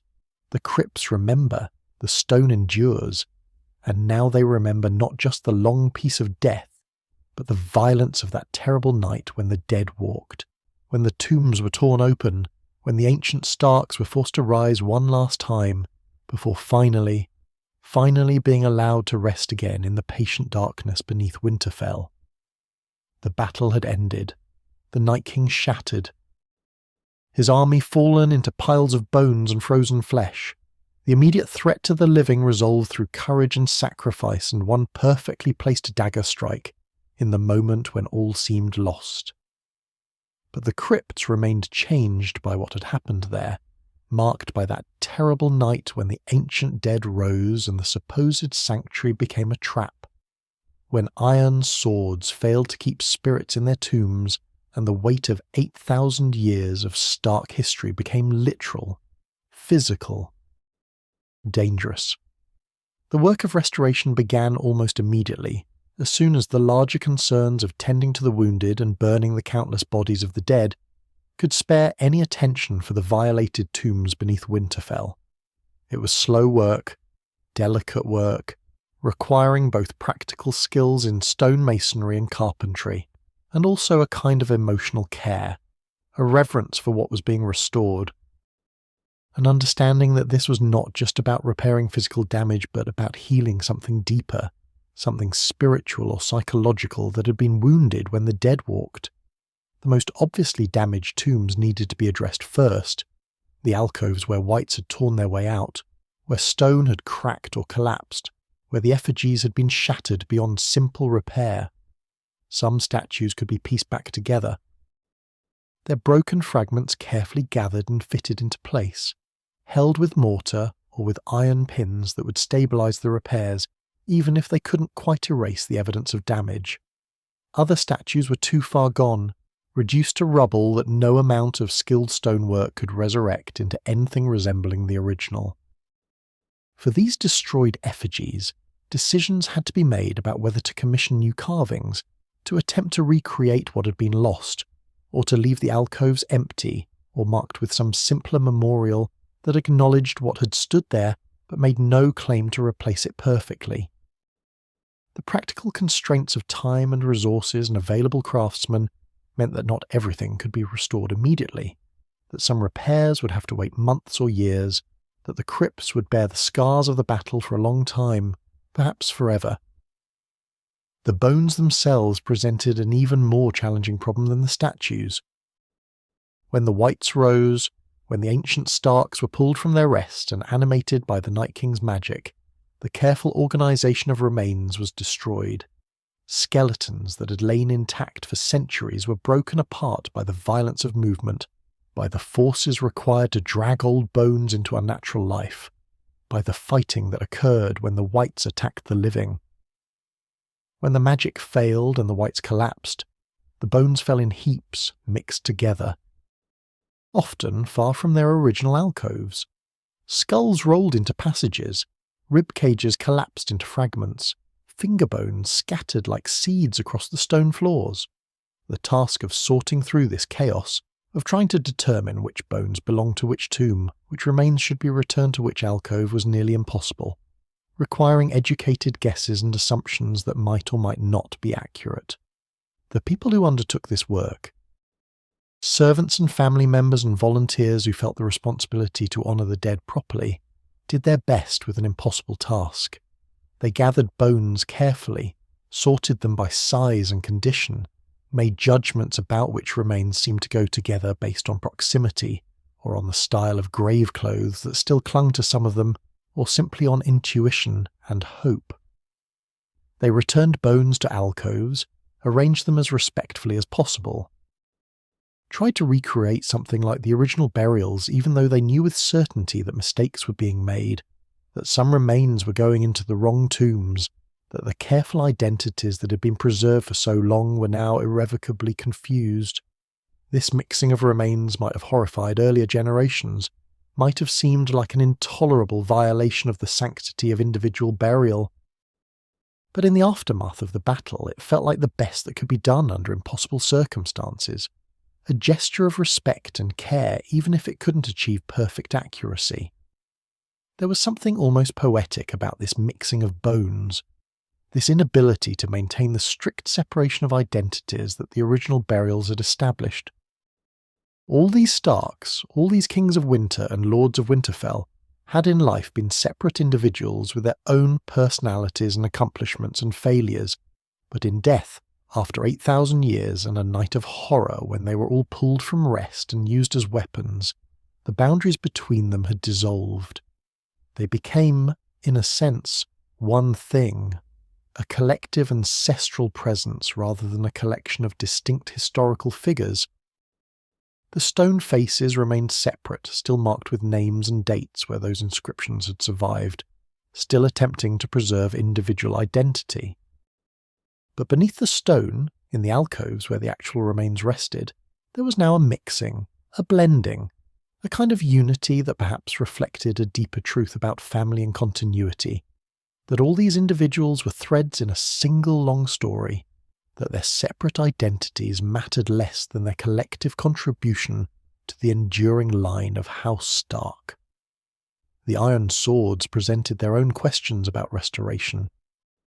Many had fallen or been pushed from their positions, were found scattered through the passages or lying in the alcoves separate from the statues they had been placed with. Some were damaged, bent or broken by forces that should not have affected metal, but that somehow did when magic was involved, when the normal rules about what was possible and what wasn't became flexible and strange. Should these swords be replaced with new ones, maintaining the tradition in its original form? Or should the damaged swords be returned to their positions, allowed to bear witness to what had happened? To carry the marks of the battle as a kind of historical record? Different people had different opinions about this, and different choices were made for different tombs, depending on the severity of the damage and the preferences of those doing the restoration work, and perhaps on factors that were more intuitive than logical, on what felt right for each particular situation. The deeper question that the failed swords raised.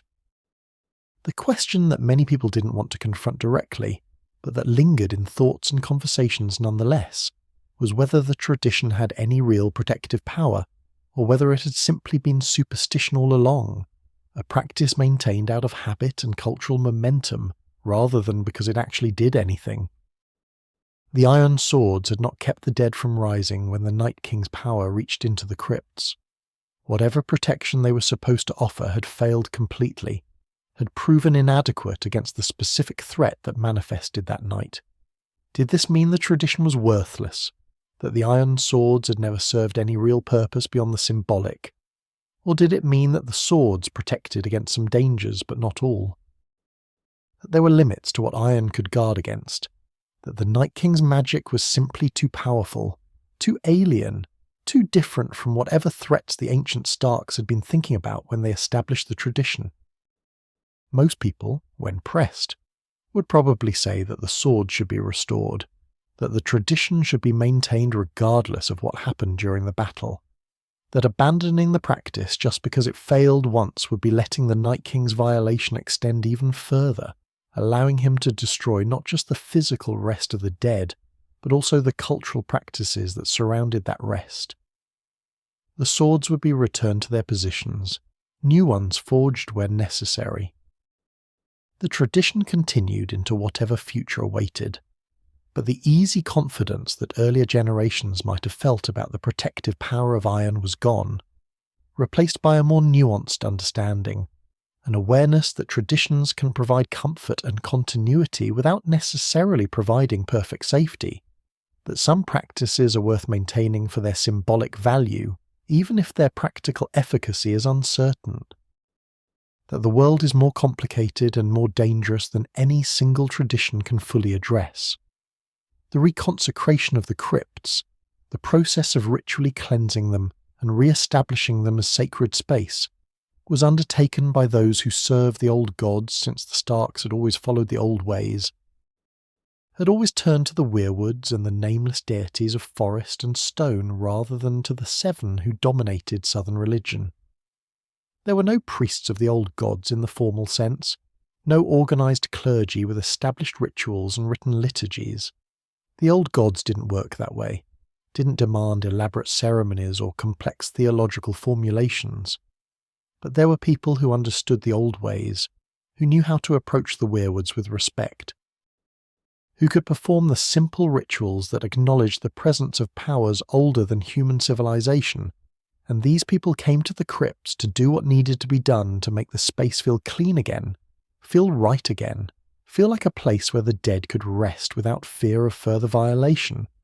The rituals were quiet, understated, involving water drawn from the hot springs, branches cut from the weirwood in the godswood, words spoken in the old tongue that few people still understood, but that carried weight through their antiquity and their connection to the first men who had first carved the weirwoods and established the compact with the children of the forest. The people performing these rituals walked through the passages, marked alcoves with symbols that would fade or be washed away, but that served their purpose in the moment, stood in silence before the damaged tombs, acknowledged the violation that had occurred and symbolically cleansed it, restored the space to its proper state, or at least to something approaching that state. Whether these rituals had any objective effect, whether they actually did anything beyond providing psychological comfort to the living, was impossible to say with certainty. But the crypts felt different afterward, felt lighter somehow, as if a weight had been lifted, as if the echoes of that terrible night had been quieted if not entirely erased. The survivors who had sheltered in the crypts during the battle, who had faced the risen dead in those dark passages, had their own process of recovery to undertake, their own relationship with the space to rebuild, or perhaps to abandon. Some of them could never bring themselves to descend those stairs again, could not overcome the terror they had felt when stone kings emerged from alcoves, when ancient bones animated and attacked, when the place that was supposed to be the ultimate sanctuary became a killing ground. They would find excuses to avoid the crypts, would delegate tasks that would normally require going below, would perhaps for the rest of their lives carry a fear of underground spaces, of darkness, of being trapped with no way out. This was understandable, a natural human response to trauma, and no one judged them for it, or insisted they overcome their fear. Recognizing that some wounds don't heal quickly, and some might not heal at all, others felt a need to return to the crypts, to confront the space where they had been terrorized, to reclaim it by spending time there in safety, proving to themselves that the danger had passed, that the crypts were once again what they had always been, a place of memory and family rather than a place of death and horror. These people would descend the stairs deliberately, would walk the passages where they had run or fought or hidden, would stand before alcoves where whites had emerged, would touch the stone and the iron and the bones and remind themselves that these things were inert now, harmless, no longer animated by hostile magic. It was a kind of therapeutic exposure, a way of processing trauma by revisiting it in controlled circumstances, and for some people it seemed to help, seemed to reduce the power that the memories held, seemed to integrate the terrible night into the larger context of the crypt's history, so that it became one event among many rather than the defining characteristic of the space. The question of what the Battle of Winterfell meant for the future of the crypts, for how the family would relate to this space going forward, didn't have a simple answer. The crypts had been violated in ways that previous generations never imagined, had proven vulnerable to threats that the ancient protections couldn't guard against, had become a site of trauma as well as a site of memory, but they remained essential to Stark identity, remained the physical anchor of 8,000 years of family history, remained the place where the connection between past and present was most tangibly expressed. Abandoning the crypts, sealing them off or ceasing to bury family members there, would have felt like a victory for the Night King, would have let that one terrible night define the space forever, would have broken the continuity that had persisted through every other crisis and challenge that House Stark had faced. So the crypts would continue, would hold new dead as they had always done, would maintain their function as the stone memory of the North. The future burials would be complicated by what had happened, by the awareness that rest in the crypts might not be as eternal and undisturbed as previous generations had assumed, that magic could reach even here, that the dead might not be entirely beyond the reach of forces that operated in the world. Would new traditions develop to address this awareness? Would additional protections be sought or implemented, wards beyond just iron swords, measures that might guard against magical threats as well as physical ones?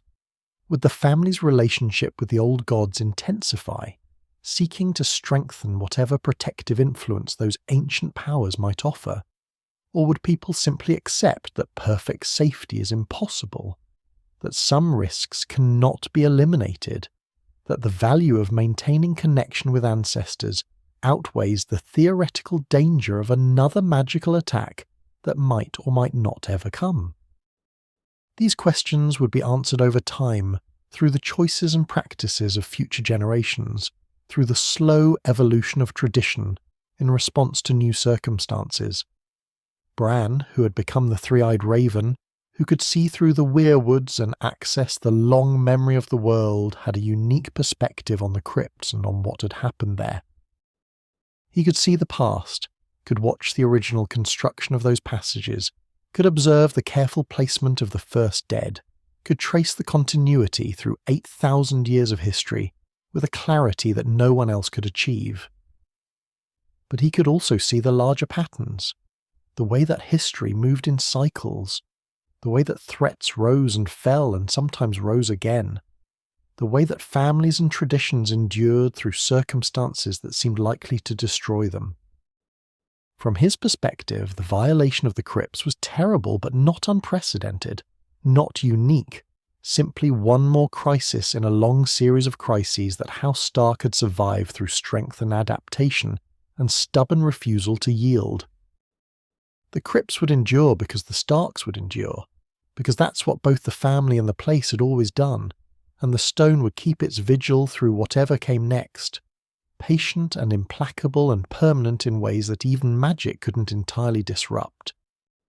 Sansa, who had become queen in the north after the defeat of the Night King and the resolution of the conflicts that followed, had the responsibility of making decisions about the crypt's restoration and future, about how to honour both the ancient traditions and the new realities that the recent battles had revealed. She approached this responsibility with the practical wisdom she had developed through her own terrible experiences, through years of surviving in hostile environments, through learning that idealism had to be balanced with pragmatism, that you did the best you could with what you had rather than waiting for perfect solutions. The crypts would be restored as well as possible, the traditions would continue, the family dead would be honoured, and if some things were different now, if some innocence or certainty had been lost, that was simply the price of living through transformative events, of surviving into a world that had been fundamentally changed by the return of magic and the threat of the others. The crypts, then, represented both continuity and change, both the enduring strength of tradition and the necessity of adaptation, both the weight of history and the possibility of future. They were wounded but not broken, violated but not destroyed, changed but still recognisably themselves. The stone faces still watched from their alcoves. The iron sword still lay across stone laps. The darkness still extended downward into passages that held mysteries and memories in equal measure. The dead still rested there, or rested again after the terrible interruption, and the living still came to remember them, to honour them, to maintain the connection across generations that defined what it meant to be a Stark. The crypts had survived the worst that magic and violence could do to them, had proven themselves resilient in ways that matched the family they memorialised, and they would continue into whatever future awaited, holding the past secure so that the present could build upon it, keeping faith with the ancient traditions while acknowledging the new realities, being what they had always been while also being changed by what they had endured, patient and permanent and essential, the stone memory of the North, the deep heart of Winterfell, the place where the kings of winter sleep and where eventually all Starks return to rest in the patient darkness beneath the castle that has stood for 8,000 years, and that, if the old gods and human will and sheer stubborn northern endurance have anything to say about it, will stand for 8,000 more. We've travelled together through 8,000 years of stone and memory, descended into the depths beneath Winterfell, where the kings of winter sleep with iron swords across their laps, where the darkness holds secrets that may never be fully revealed. We've walked past row after row of stone faces, some sharp and clear, others worn smooth by time, all of them witnesses to the long endurance of House Stark, to the patient accumulation of history layer by layer in the bedrock of the North. We've contemplated what it means to honour the dead, to carry the weight of the past, to maintain traditions across centuries even when the original reasons have been forgotten. We've seen how even the most sacred places can be violated, how the past can rise up in unexpected ways, and how despite everything, the stone endures, the family continues, the crypts remain beneath Winterfell holding their vigils in the darkness. If these stories have brought you some peace tonight, some quiet contemplation to ease you towards sleep, then they've served their purpose. The crypts ask nothing of you now except that you rest, that you let the day fall away, that you allow yourself to sink into darkness as gentle and patient as the passages beneath the castle. The dead have returned to their rest, the living have survived another day, and you, wherever you are, whatever burdens you carry, can set them down now, can breathe slowly and deeply, can feel your body growing heavy and still. The stone remembers everything, which means you can forget for a while, can let your thoughts drift and dissolve like mist in the godswood. Winter is coming, yes, but for now there is only warmth and darkness, and the slow descent into peaceful sleep, and now your watch can end, at least until morning,